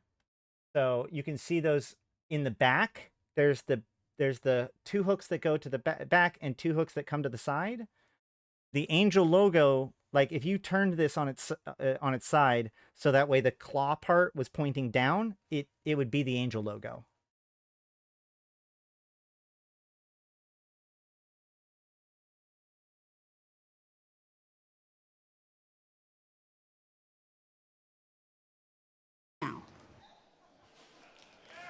Yeah, there we go. You can actually see it there. See, there's the claw forward, and there's the secondary claw. So if you look at it, it's not 100% the same, but you can see that it was modeled off of the idea of being a giant angel logo in space. Titan! Finally, finally. So good things come to good people who wait.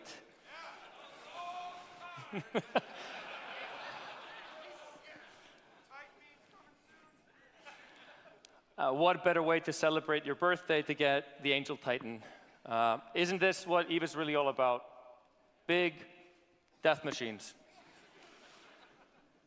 The first concepts were shown in 2017, and since then, relentless popular demand. And we've answered the call. Or the deathless decided to help someone. But we love being able to deliver what you want. And in November, or after someone actually builds it. See, that's the thing. Deliver what you want. If that's the message that you want to send, giving us the Angel Titan sends that message pretty clearly, right? When you think about memes as being like encoding meaning without words, when we say that the Angel Titan is a meme, the other effect of that is by giving us the Angel Titan, they are sending the message of like, look, man, we're giving you exactly what you asked for. We'll finally get to see this absolute unit in space. Adding pirate factions into the front lines through the new frontline corruption system ties together strong organizations, the future of war, and the ultimate sci-fi. All things that came together. There are cat ears. 10 years ago. Okay, something that's important to note here, okay? I try to avoid talking about this because, let's be frank, CCP Rattati already gets enough shit, and I feel like pointing this out all the time won't be good. But CCP Rattati was the lead designer, or, you know, one of the lead dudes on the Project Nova. I don't remember whether or not he was involved in Dust 514 when it was live, but like he was in charge of Nova when Nova was shuttered. In fact, when Nova was shuttered and it turned into what it is now, he was moved to EVE Online, which leads me to wonder whether or not this entire time he's been doing what he's doing with the eye of preparing EVE Online for Vanguard. But conspiracies aside, when he says that he has a tight connection to Dust 514, he very, very much means it. In January 2013, when we took a major step towards our vision of boots on the ground in New Eden, with one of the most ambitious shooters to date, and one that I miss every day, literally. Does anyone else do that? Anyone else here? Denny, I see you. And I'm out of coffee, dang it. So I want to give a shout out to all Dust players around the world for having been a part of this unique experience of these two like games my analysis, being like the stream. And I thank you also for always reminding me of bringing it back on social media.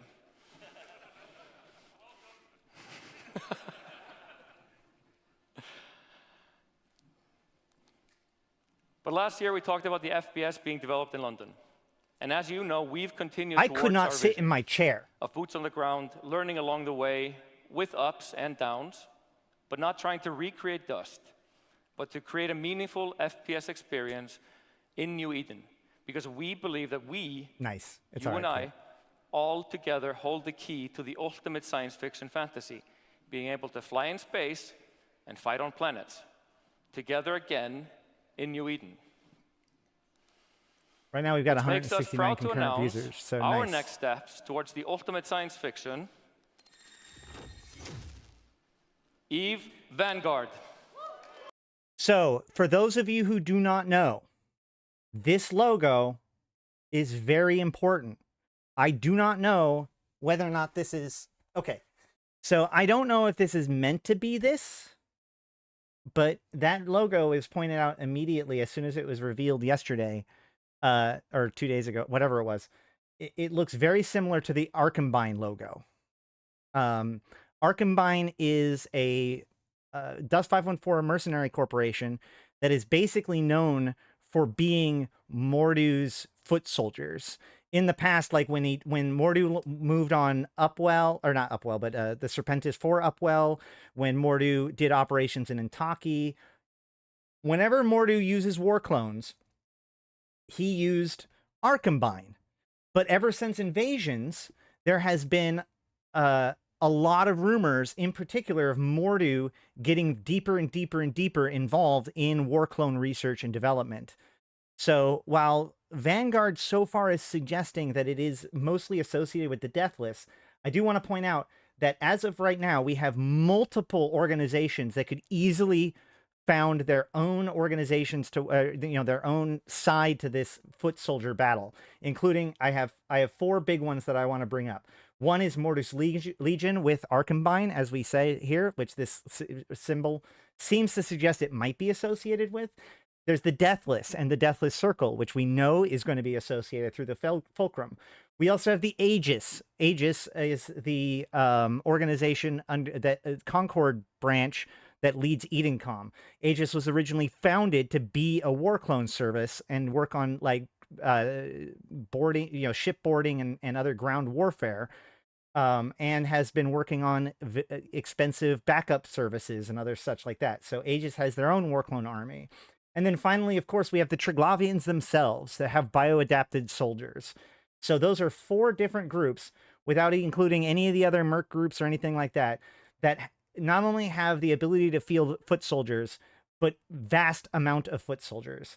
And then finally, of course, I forgot one. We have Evermarks. What's their names? Paragon. It's not Interbus anymore. Is Paragon the parent company? Who's the parent company? I can't remember anymore.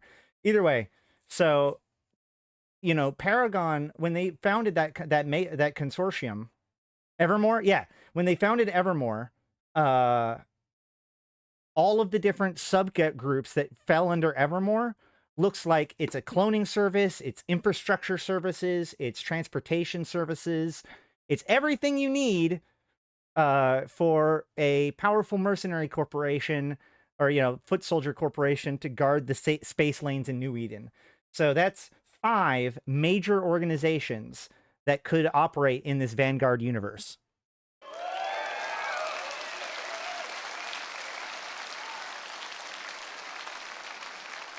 Yes, there are also Sancha Zombies. I doubt that would be a player faction. It'd be the Sancha Zombies and Rogue Drones would be will be the kind of the AI, although potentially even Trig, because Trig have auto defenses with their own Rogue Drones. And of course, as soon as we start getting the shooter, that opens up a wide world of exploration when it comes to the Deathless, or not the Deathless, but the Other and the Drifters plot. A modular first-person shooter experience for and within EVE Online. There are, you can actually, if you're a citizen in the Sanchas Nation, you could theoretically do it, but Sancha doesn't really worry about cloning his people. He just kind of turns everybody into foot soldiers. Oh yeah, that's not including the 4 Empires. With dynamic multiplayer gameplay that will evolve over time and unique sandbox game mechanics, content, and connections. Well, the We've militia, learned they on also this work journey, with these mercenaries. And we've applied those learnings, and now we're finally in a position to share more. So, it seems like the Deathless have been keeping busy in Zarzak. By reverse engineering Jovian clone blanks stockpiled in the depths of the station, the Deathless have managed to create a new generation of war clones, the Vanguard. Pirate corruption will be an interesting vector into the already well-established frontline advantage. The Deathless goal does not seem to evolve around dominance, but much rather to create chaos and create distrust in the establishment. DCB Burger loves fucking chaos. You can tell how much like he's been waiting for this goddamn announcement, like a child waiting for Christmas for like 3 years. I'm sure of it. I am so here for it. While developing one Vanguard, game, this one has game. been our mantra. One game, one community, one team. And we foresee that alliances will recruit Vanguard to wreak havoc and assert their dominance in New Eden. Vanguard is connected to EVE Online from day one. When you get your hands on the FPS, you'll be able to impact EVE directly through frontline corruption. Economically, it'll be a new habitat in New Eden. So the introduction of frontline corruption is coming in November. And then by the time this shooter comes in, day one, that shooter will just go directly into that corruption mechanic. Like wormholes, Pochven, with its own rules, its own resources, and unique mechanics. How you utilize those will be in your hands. As we evolve the future of war, your generals, your officers will have bigger forces to command, bolder strategies, and daring tactics. I want to build MTACs in the Fulcrum. Industrialists, enforcers, soldiers of fortune, and explorers all have a role to play in Vanguard, participating in the cycle of creation and destruction, contribution, and friendship. We know and understand the risks of the connection. We are in full control. Also, yeah, it was pointed out earlier, but I want to stress the fact that the shipcasters are just the beginning. The Empires are very soon to be unlocking the actual like precision, unbounded range teleportation, like beaming people on directly onto a planet. Down to individual player interactions. With EVE Vanguard, we're committed to delivering a authentic new Eden FPS with everything that you expect from a game set. They have been, the war clone has been being developed pretty much nonstop since Invasions. There's been, like I said, so fun fact, when the taxes got hiked back in like 2021, the first time, for the New Eden Defense Fund, the #1 purpose of the New Eden Defense Fund was the creation of new and expensive emergency personality backup systems. The EVE universe. And it looks hey, Ash, and or plays hey, absolutely amazing. Trust me. This is truly what it feels to be human scale on the planets of New Eden. It's still in development, but we want to see more. So, please welcome CCP Joker, followed by CCP Collins from the Vanguard team. It does look very similar to Valkyrie. Once again, players will join the fight and leave their footprints on the worlds of New Eden. When we say as above, so below, we mean it. We're not reimagining Eve, we are Eve.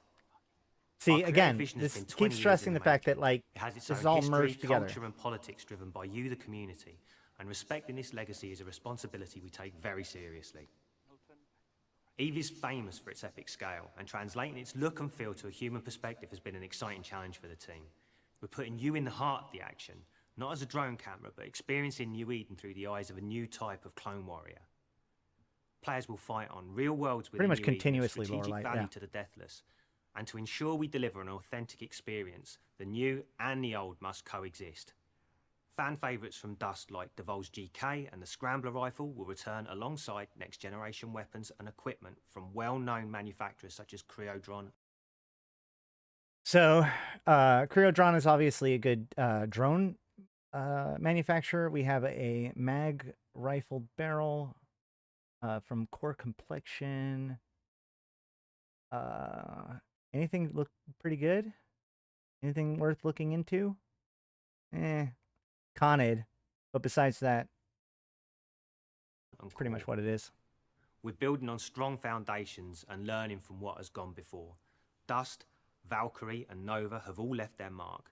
Friendships were forged and battles waged by their communities, and just like Eve, they have played a crucial role in the very real history of New Eden. We're incredibly proud to be joining Eve as it begins this new chapter. And now I'll hand you over to CCP Collins, who'll give you your first look at Eve Vanguard.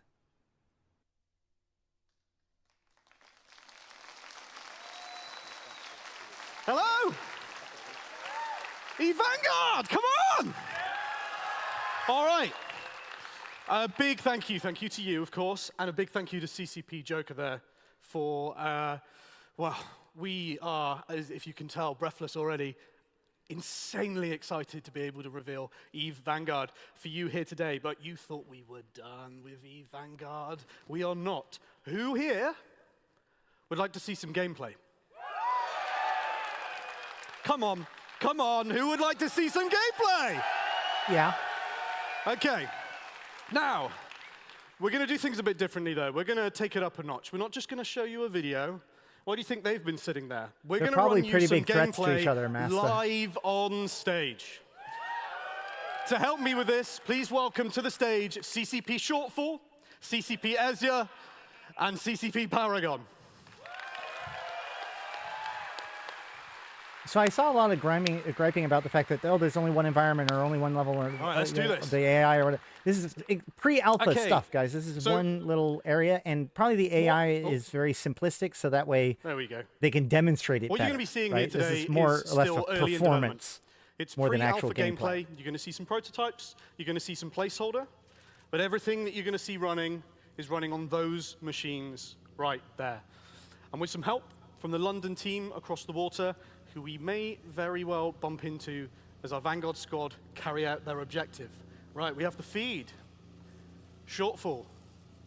How you doing? We ready? Leverage as ever be. All right, let's go. Okay, so here we're seeing the perspective of CCP Shortfall. Shortfall here as a Vanguard, a player, an infomorph who has taken host of a ready clone. And alongside their squad mates can carry out their goals with gun in hand and boots on the ground. Actually, I'm going to pause right here, and I'm going to hold off for a second. I want to show you guys something else that's before we get too deep into this. Hold on.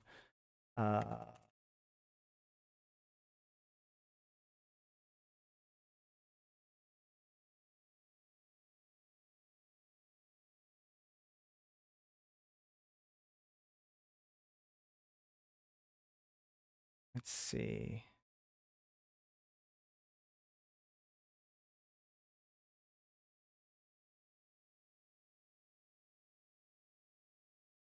There we go.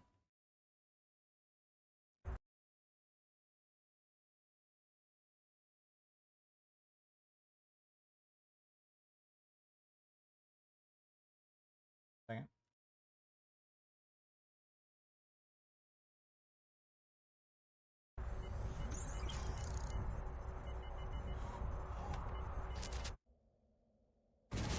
That you can see where they like. It's a very similar terrain style, right? It is kind of, all I'm saying is this kind of proves that this was an early, almost like a prototype concept for what would eventually become the shooter.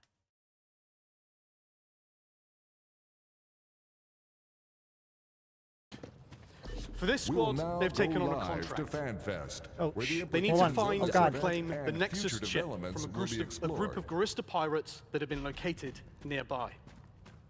Think you could take in the scenery a bit for us, Shortfall? It is a bit weird that the very first thing you're doing is against the Garistas, right? It's kind of weird. And a Nexus chip is a rogue drone thing, usually. Yeah, beautiful. Beautiful destruction. In the aftermath of an attack on a fleet of bowhead ships, they've recently crash-landed on the surface. Wreckage strewn throughout the already hostile environment. This means it is potentially rife with opportunities. Not if it's looting Garistas. through the wreckage. See anything up ahead? Okay, we've spotted some NPC guards scouting through the partial remains of the crashed ship. Highlighted in red here through the AR sights of our Core 80 assault rifle. Vanguard is a PvP VE game. So as well as other online players, NPC AI enemies will also be found throughout the environment You're right. I'm with their dumb. own You're right. goals and purposes. You as the player, though, have agency over the level of aggression that you attract. So Shortfall, I think we should Should look pretty good because it's Unreal Engine 5. Let's go for a walk. All that kind of stuff is already done for them. As well as enemies littered throughout the environment, the landscape itself poses danger. Here, a hazardous sulfur swamp stands in the way. CP Guard is actually there today. I don't think or you're best yesterday. equipped for this one, Shortfall, and I don't think it's worth taking the damage early on. Let's head back. Yeah, I don't want to go for a swim, to be honest with you. I expect my... you'd be surprised. In EVE Vanguard, success and failure is player-driven, where players deploy onto these expansive and hostile environments to carry out their goals for their gain in whichever way they feel is effective. Be it a 10-minute excursion for resources or an hour-long hunt for kills and equipment, we provide the tools for your success, not define the rules. So what it seems like is that effectively there are set pieces, which are large zones, and which may or may not have multiple objectives taking part within them, both alongside and competing with one another. What I was thinking about was something like Fortnite, where there's the big fight going on, obviously, for a battle royale, but there's lesser objectives. So you could be there to do something totally different than the main objective, right? But yes, very Tarkov-y. Ready to engage? Send it.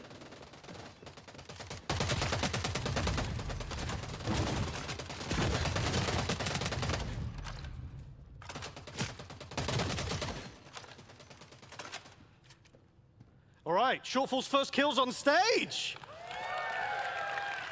Oh, a reminder, Shortfall, heal up. Fallen enemies can provide useful resources. Well, they could open it up. Such as biomass, which can be used to heal your clone's wounds.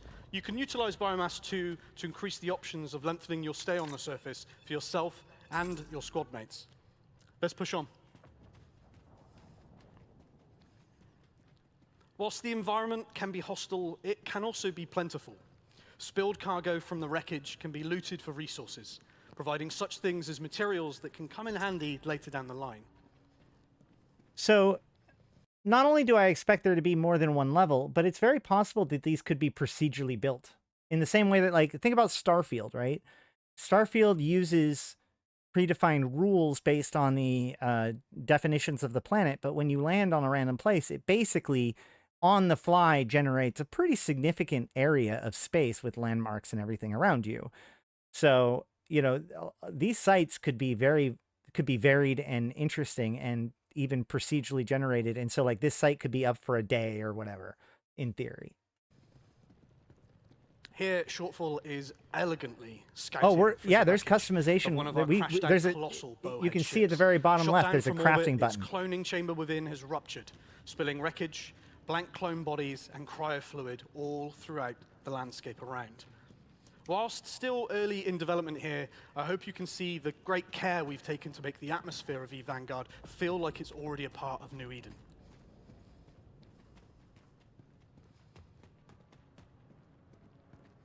Because so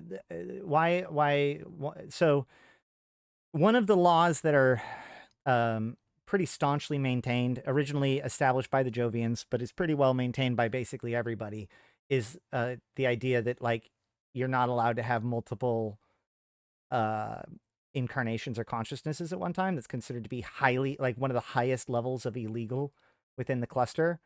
One of the things that made, I mean, it's not saying that it's not never done. The broker, I think, famously did it, but it runs into some problems of like, who's the real one, right? Because at that point you both feel like the real person. That up ahead, that's the Garista Pirates.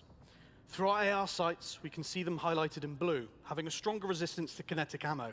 Fortunately, that's the ammo. Not to mention the fact that there's a certain amount of like hand-wavy like woo associated with the infomorph.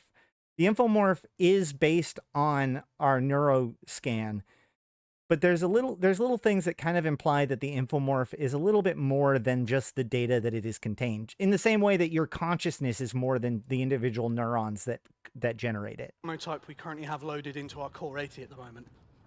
Shortfall's made the good call here to peel back and tool up for a slightly Multiple clones different available, approach to but this not fight. running at the same time. With materials and resources gained during the fight, from enemy salvage and more, you can generate the tools to help you adapt to varying obstacles that block your path. You can customize Shortfall and the your squad weapon. here have printed some energy ammo, which should help them take down enemies with strong kinetic resistances.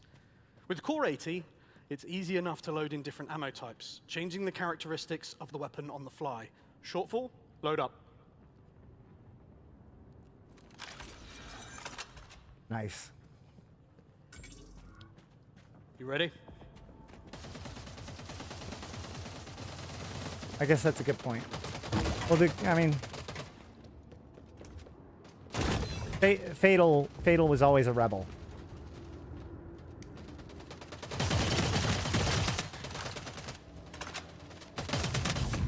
Do you have your NFTs in your will, Lorelei?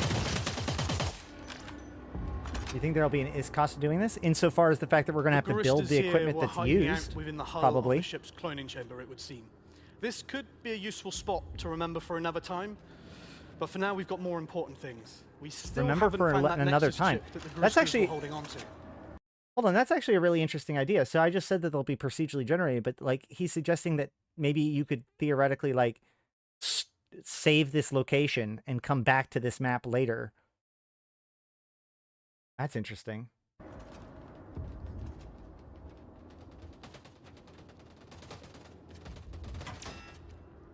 It's gonna be a while, Wizard.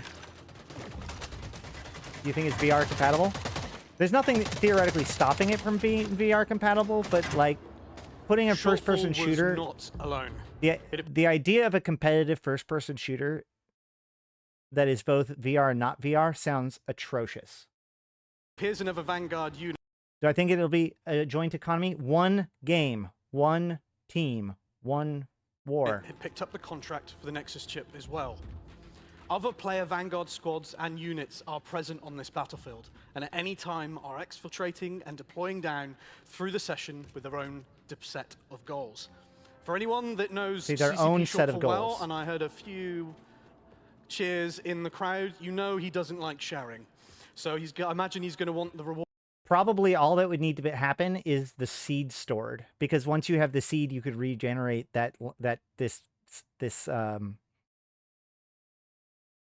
same landscape over and over again. Rewards for that Nexus chip himself and his squad mates if they agree to get out of this together.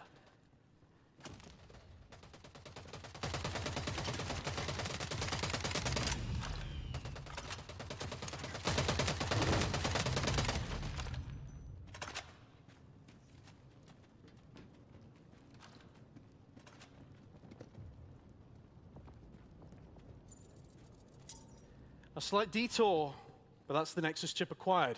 Big hand to shortfall, maybe? So basically, when we as Deathless Circle go into the war zone and capture it, we will start its corruption, which will apparently start spawning these events in that system, which will then forward its corruption. Now, what corruption is, we don't know yet, but that's how it's going to be related. Another Vanguard So it'll squad be throughout the war tried to zone. scupper the plans, but that's the asset obtained. With lesser resources now, though, and an asset that we might not want to risk losing. Shortfall, let's try and find a safe space to get off I this can't speculate on that. I suspect that it's going to be free to play, and I kind of think that, like I said, one account. So I want to believe that if you're Omega, you'll be Omega in both. Like when they said that being Omega will give you more advantages, but we can't really talk about it yet. I think that that's what this is, right? If you have Omega, you just have Omega. And that also works in the shooter, for example. No smuggling. I know. No smuggling. Hopefully they heard my theories and put that on the whiteboard.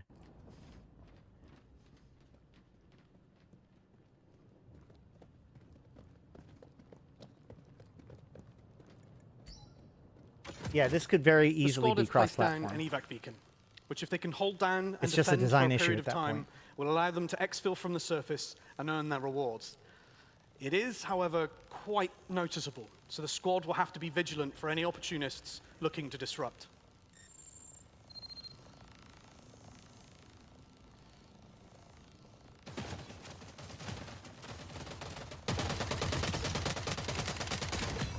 I do like how when he changes the ammo type, it changed the color of the gun. Boo.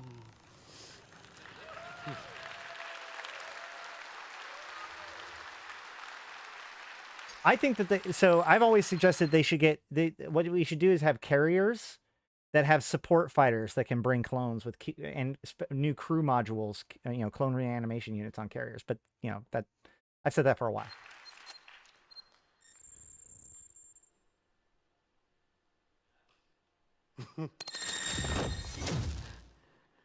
Not quite good enough from Shortfall there, who seem to have fallen short of completing this particular objective. Thank you, thank you. Yeah, I don't. They got caught out by a the rival arm thing was Vanguard dumb. squad just as they were about to exfil from the surface. But death is not the end for the Vanguard. They are relentless, and they have more Fireable. opportunities I and love the it. tools necessary to carry on the fight. What you've seen here is still very early in development. It's pre-alpha gameplay. I'll go check it out, Nick. And it's a showcase into what EVE Vanguard is now, but also what EVE Vanguard can grow on to become in the future. At CCP, we know firsthand the importance of community, which is why we're showing you this now, which is why we're showing you this early. We're committed to building and growing EVE Vanguard side by side with you, the EVE community. To talk more about the more immediate plans for EVE Vanguard, please welcome back to the stage CCP Emerald. Well, the Thank early you. access they said is going to be in December. There's going to be a first play test. Give it up for the team.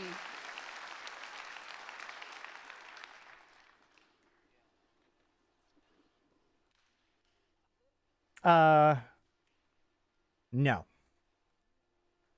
Wow, that was incredible. And super brave to do live on stage. Can you guys give it up for them one more time?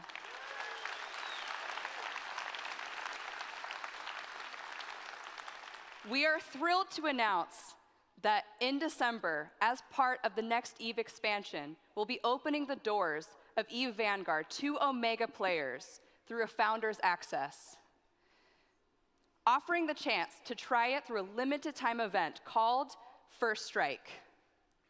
You are all founders and the heart of the EVE community, and we want for as many of you as possible to come along for this ride and help shape the next 10 years in New Eden. For a chance to take Unreal part in thankfully December gives them a and in bunch further just by playtests being between Unreal. now and then, you can register online for a chance to get involved. Those who are able to take part will start seeing firsthand the EVE Vanguard features as they are being developed, and how these experiences will be integrated with what's happening in EVE Online. A little fun fact. Okay, let's take a little bit of a diversion for a second.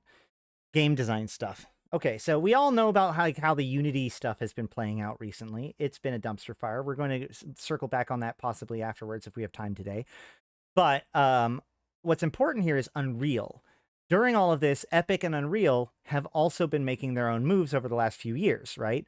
So the biggest one that everyone knows is of course the Epic Game Store. Much maligned by a lot of people, but Epic put that into play so that way they would have an advantage over their competitors. If you use the Unreal Engine and you publish on on the Epic Game Store, you know, you get really, really good rates and all that sort of stuff, right? So cool.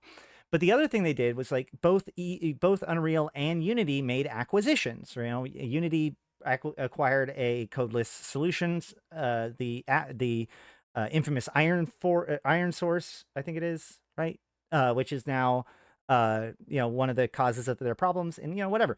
But Unreal has also, or Epic has also made some purchases. And one of the ones that they've purchased was Quixel Mega Scans, I believe it was called. So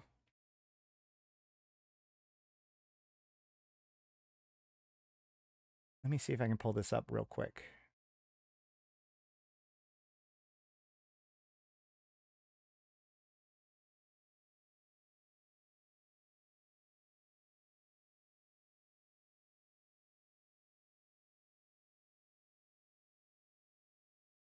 So this is my Epic game launcher, but you can see like mega scans. So what they did was they put all of these incredibly well-constructed, scanned, real-life scans of rocks and made them available for everybody to work within Unreal for basically for free, or, there's more ones for whatever. So if you look at the rocks that they have, we can literally go on Megascans and probably see where a lot of them come from. But this is one of the reasons why it does look so good, is because one of the things that they have now, and one of the reasons why Unreal and technically Unity are so good, is because these assets can just be dropped into your program and just be good to go, right? So either way, bit of a diversion, but there you go. Online, because EVE Vanguard is part of EVE Online, and this is one community. Introducing a new FPS module into EVE Online is an important part of ensuring it lives on forever. EVE Vanguard deepens the universe and provides another gateway. We're about 2.5 hours into the stream. And it's important to keep our great community growing into the third decade and beyond, because more players means more interactions in space and in person, and ultimately more fun and explosions. Found the marketing director. The goal for EVE moving forward is to make everything you do have impact and purpose, whether you are in space or boots on the ground. This is accomplished in EVE Online by putting a focus on building empires and strengthening organizations. Please welcome CCP Ghost, CCP Mischief, and CCP Nomad, who will be sharing how this will be accomplished in the Havoc expansion and beyond. Hello, Capsuleers, and happy 20th anniversary Fanfest. It is amazing to think about how many of you have been playing EVE for a decade or longer. And when we ask you why you're still playing, the #1 reason you give for that enduring love is the valuable connections you have made over the years. And what's even more important, all the exciting things you get up to and the history you create together. You've told us how you recruit and retain corporation members, how you grow your organizations, and inspire active gameplay. And we've taken what we've learned from you, and we've constructed a friendship index that We allows need us 7 to more measure likes how to hit well 100. we're doing You guys can do when it. it comes to streamlining all of this for you, measured through actions such as joining fleets and corporations together, trading with one another, and partnering up in cooperative kills, all of which are a part of connecting and building friendships. Along these lines, a huge focus over the last 2 expansions has been to strengthen and empower organizations in EVE Online by giving you tools to manage your enterprises more efficiently, keep your pilots engaged, and express your collective identity. That worked. In the Uprising expansion, the first steps were taken in customization and allowing you to express yourself by enabling your corporation and alliance emblems to be displayed on your ships. The Viridian expansion followed up on this with the launch of the Skinner tool, which allowed you to customize upwell structures and cement your identity in New Eden. Plus, new sources of LP and Evermark's income were added to keep your corporations thriving. As part of helping corporations manage their enterprises, corporation projects were also introduced in the Viridian expansion. This helped provide the corp leaders among you with the ability to organize your members and give them clear direction within EVE. To help strengthen organizations, Homefront operation sites provided a fun and interactive way to train new recruits, while also giving budding leaders and those that inspire active gameplay the ability to hone their skills in the right environments. And following Uprising and Viridian, we've seen a rise in the number of pilots in active player corps and in the friendship index. The personalization and management tools released in Uprising and Viridian are just the tip of the iceberg. The strong basis established for those initial offerings opens the door for further opportunities and enhancements based on your feedback, starting with the new daily challenges to meet the rising demand for Evermarks. Corporation projects will be receiving some major updates for the November expansion. A system of payouts for contributions to projects will now be integrated within the feature, releasing the corp administrators from having to reward their members manually. Also, with the introduction of a new corporation role, more members will be able to create projects, sharing the load of management. Let me interpret that for you. Last expansion, we rolled out the prototype beta version of the projects system, and we feel like it will be ready for full release this next upcoming expansion. In addition, we're introducing a copy function which will make it easier to create similar or recurring projects. Hallelujah. Lastly, there will be new project types covering new types of activities, including projects for remote repair of armor and shields that recognize the value of lodges in the corporation. All that allowing members to contribute even further to the success of their organization. We are also working on improving the discoverability and user experience of our opportunities, as well as the rewards accessibility and the variety of tasks for daily challenges. And what lies beyond? Yeah, Thor. Yeah, it's Iceland. Where do you think Thor's from? But I forgot what I was going to say about this, but I'm very excited.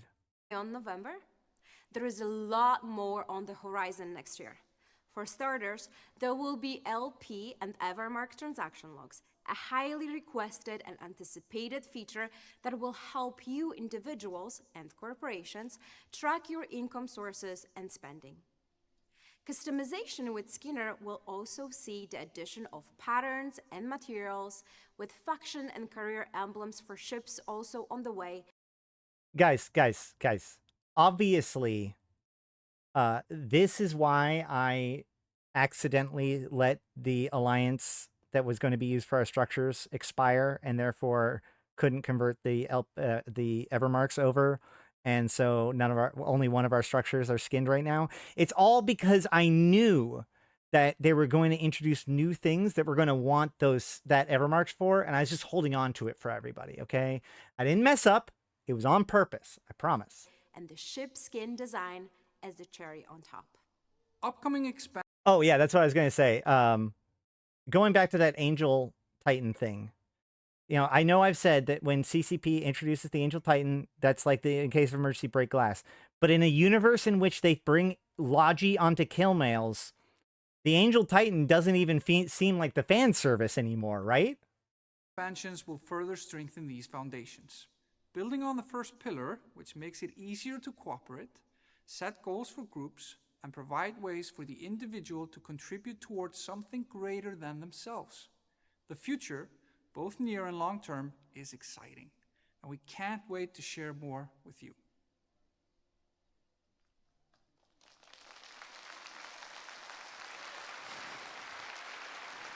No, they said faction logos for ships. So like now you could get your Corp logo, your Alliance logo, and a faction logo. So I could have like the Angel logo in a hologram as well. I don't know why they're slow rolling this whole heraldry thing, but that's all that I heard her say.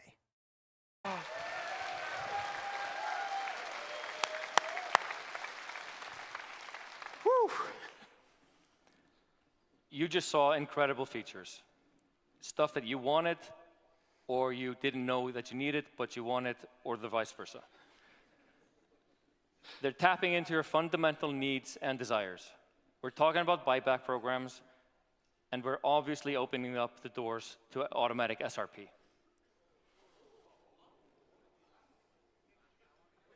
Didn't you get it? People are so not used to CTP Rotati giving away good news that they don't, like, there's no reaction. It's hilarious. We need CCP Burger to say it, so that way people will actually believe it. I think it starts with automatic and then automatic SRP.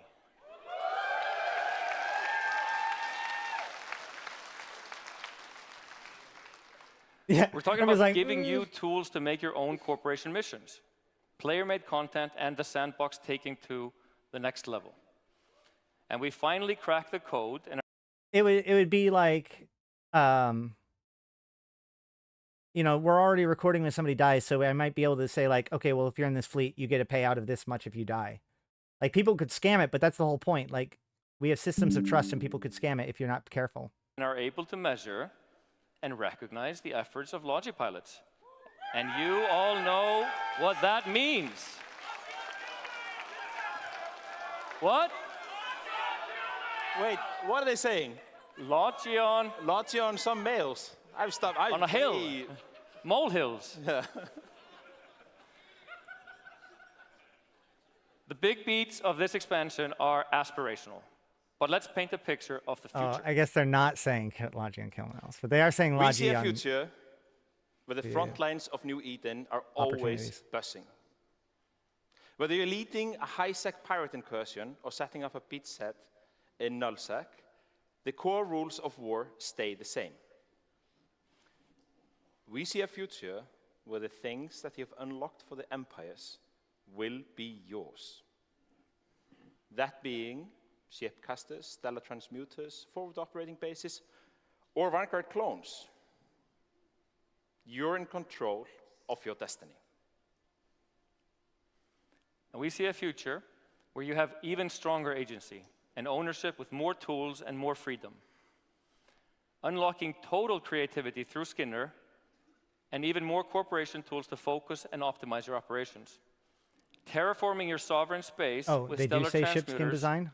Ooh. Or harnessing new and mysterious technology. Guys, if you think that this is their you guys have phone moment, you should look up a thing called the Rouge Wedding. Conquering space will matter more. You will be able to shape it to your needs and amass armies and display your might. Together, you are creating something greater. You are making the next empire of New Eden. And everything you do contributes to the progression of the universe, the butterfly effect within the only true... They've been saying that for over a year, man. So like they're perfecting these interaction mechanics for faction warfare and then expanding it to pirates and then expanding it to sovereignty. They've straight up said that, like assuming that there isn't some sort of like trip along the way. And so far it's been highly successful. Sandbox MMO in the world, enabled by our continued investment in cutting-edge technology like Quasar.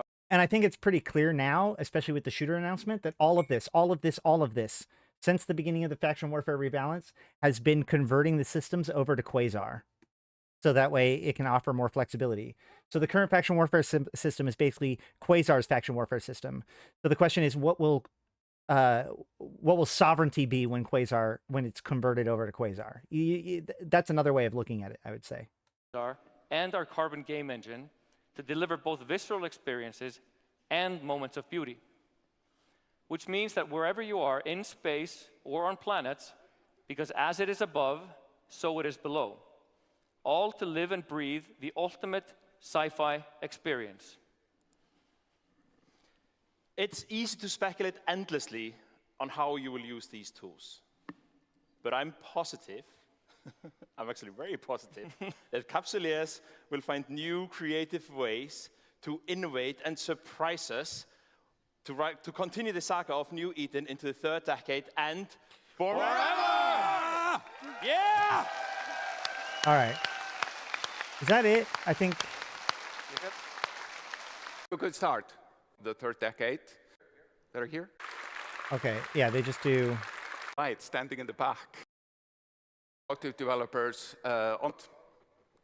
and like I say, the third decade.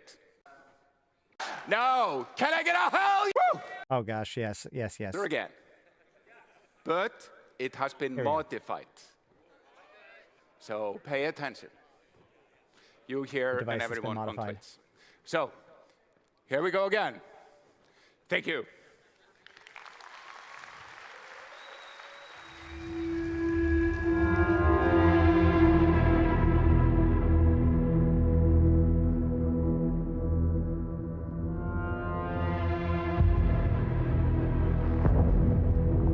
Zarzak has been waiting. An ancient nexus, long abandoned. Now ruled by the insurgents. The fearless. The deathless. Trust is rare among our kind. Yet here you are, compelled by my invitation. I offer you a haven, a fortress, hidden from the Empire.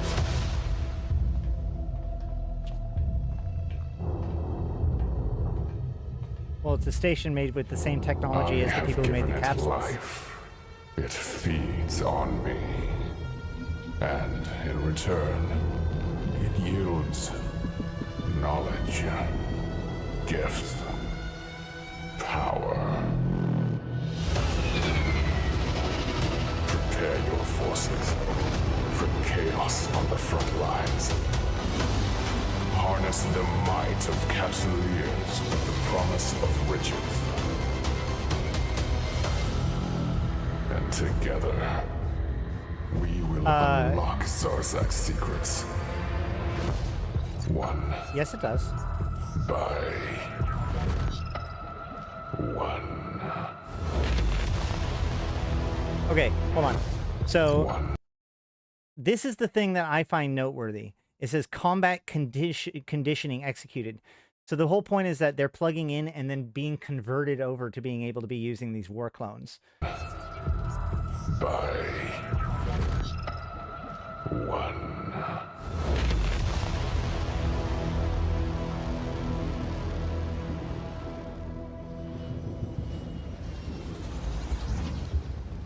And then they wake up.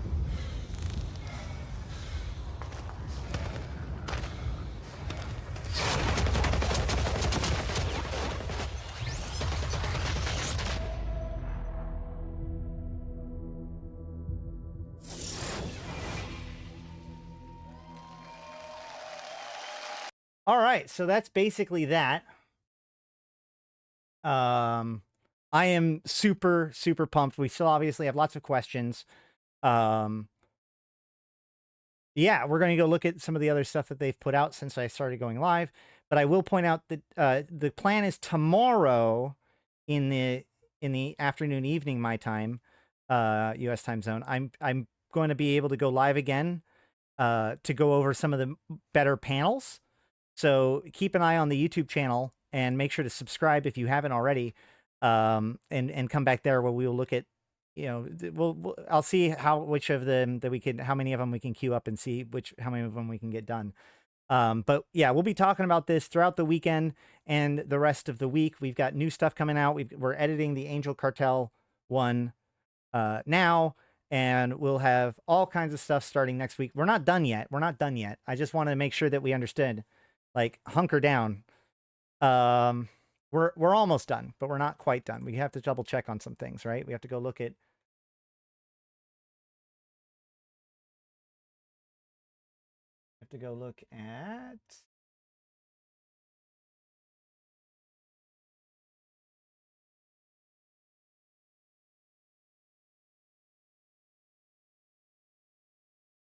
Did they put something out yet? No. There's no update here. Okay.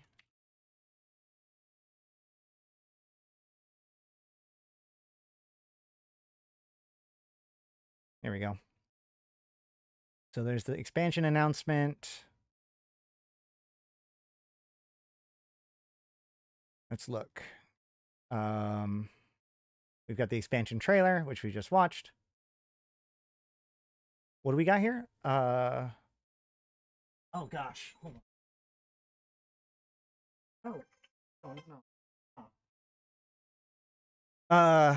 As well as its intriguing new twist on faction war. Okay, hold on. Let's read this. When Havoc hits New Eden, you'll have the opportunity to align with one of the two pirate factions, the Angel Cartel or the Grissus, to aid in the mysterious Deathless. Whichever side you choose, you'll be tasked with undertaking insurgencies deep within the faction warfare front lines, sowing chaos and as you corrupt the war zone. As well as this intriguing new twist on faction warfare, Havoc also opens up a new system for Capsuleers to explore, and the gates of Zarzak are open for you to experience. Soon, the mysterious Deathless will be calling on all Capsuleers to help them with their research efforts, so stay tuned for further developments in this system. Oh, that's just the Stargates. Brand new ships. I think we saw these. Oh, this is a good video.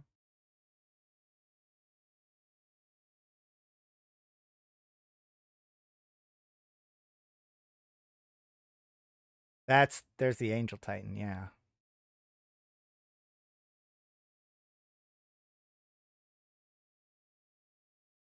There's a reason why you're tuned in. Thanks, man. The Azrael looks kind of rather small for a Titan. What are you talking about? Those are Macarials next to it. Not a new ship line yet. Introducing the Vanguard. You'll be able to impact the frontline directly through frontline corruption, fueling the war machine of New Eden when it comes time for December. Be among the first by signing up today. Okay. Yeah. So here's the sign up page. Looks good. We see any different environments? It all looks like it's still that one environment for now.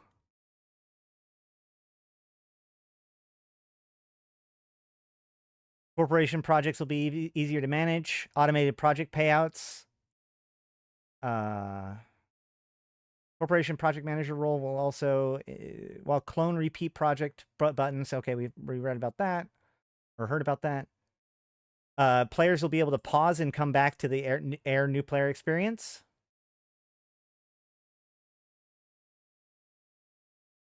Alliance and Corporation emblems being added to the new ships in November, as well as other great personalizations. EVE Online Havoc, EVE Online Vanguard. So we were right, guys. We were right. When it said EVE Redacted, half of the EVE Redacteds were Havoc, or most of them were Havoc, but one of them was Vanguard. We totally called it, guys. Good job. Good job, us. Also, congratulations to our CSM. Kazanir, Alcoholic Satan, Luke Ananian, Angry Mustache, Storm Delay, Dark Shines, Mike Azariah, The Oz, Mark Resurrectus, and Amelia Duskspace. Excellent, excellent.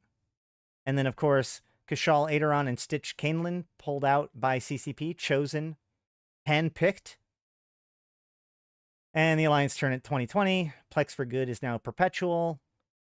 Project Discovery updated. The next phase of this research begins in 2024.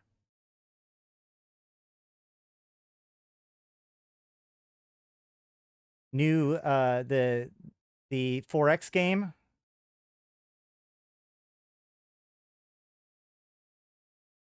Other stuff. Buy the board game. 20% off Omega plus skins, blah, blah, blah, blah, blah. All right, I think that about covers it for the day. And we've been going for almost 3 hours. Is it really only that?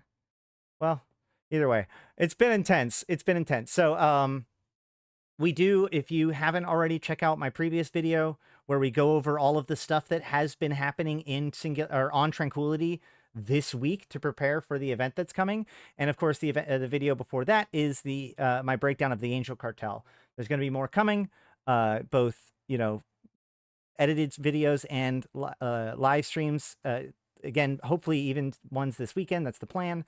But next week, we're going to be breaking down the death list and other stuff too. I have plans to come out with a new mega guide. One of the things I want to produce a new mega guide specifically around the UI and how to, and basically everything I can think of about how to use the UI. So that should be an exciting one too. If you're interested in any of that or like what you've seen so far, please make sure to like the stream and please consider supporting the stream if you can. You can do so by becoming a member, buying some merch, joining the Patreon, or even just coming in and joining us in game, joining the Convocation of Empyreans and helping people raise or helping maximize player engagement with EVE Online. If you haven't already and you need it, you can get 1 million free skill points by using the link that is down below or linked in chat as soon as the bot gets around to it. And that will give you 1 million free unallocated SP if you've never used it before. And it also helps support all of the people that support me. So with all that said, I'd like to thank every single one of you and give extra special thanks to the people whose names are not pulled up right now because I had to reboot my computer. Hold on 1 second. Special thanks to my top sponsors: Abyssus, Aikawarazu Chan, Arkas Ilring, Belligerent Neckbeard, Black Rose Noble, Dajat Lemmont, Drake, Golden Age Stories, J-Kun, Lumi, Midnight Spice Monkey, Milk, Not Just Fun, Seeds of Plenty, Serenolin with No Eyes, Syliana Vel'ash, Tgen Tgen, Nephilim, Grendel, Yantey Lepouf, Zaul Nex, as well as my immortal tier supporters: 745 MPSI, Arydanika the Queen. See, I had to move her. Lee, May, Malak Starfire, Merc Utan, Nihilum, LM1, Sheesh, and Rid. Thank you all so much. I have been Ashtarothi, the voice of New Eden. And until next time, I'll see you in space. Or on the Discord. Out!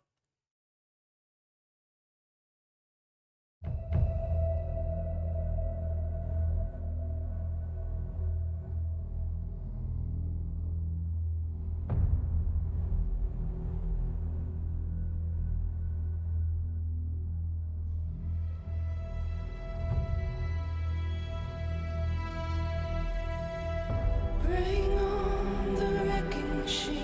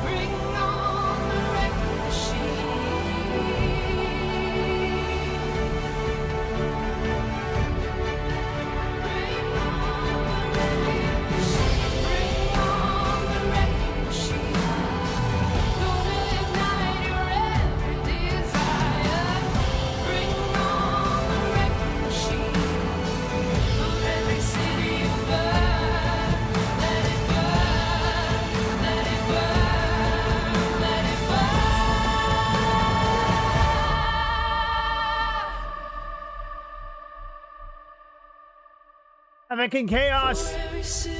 Chaos.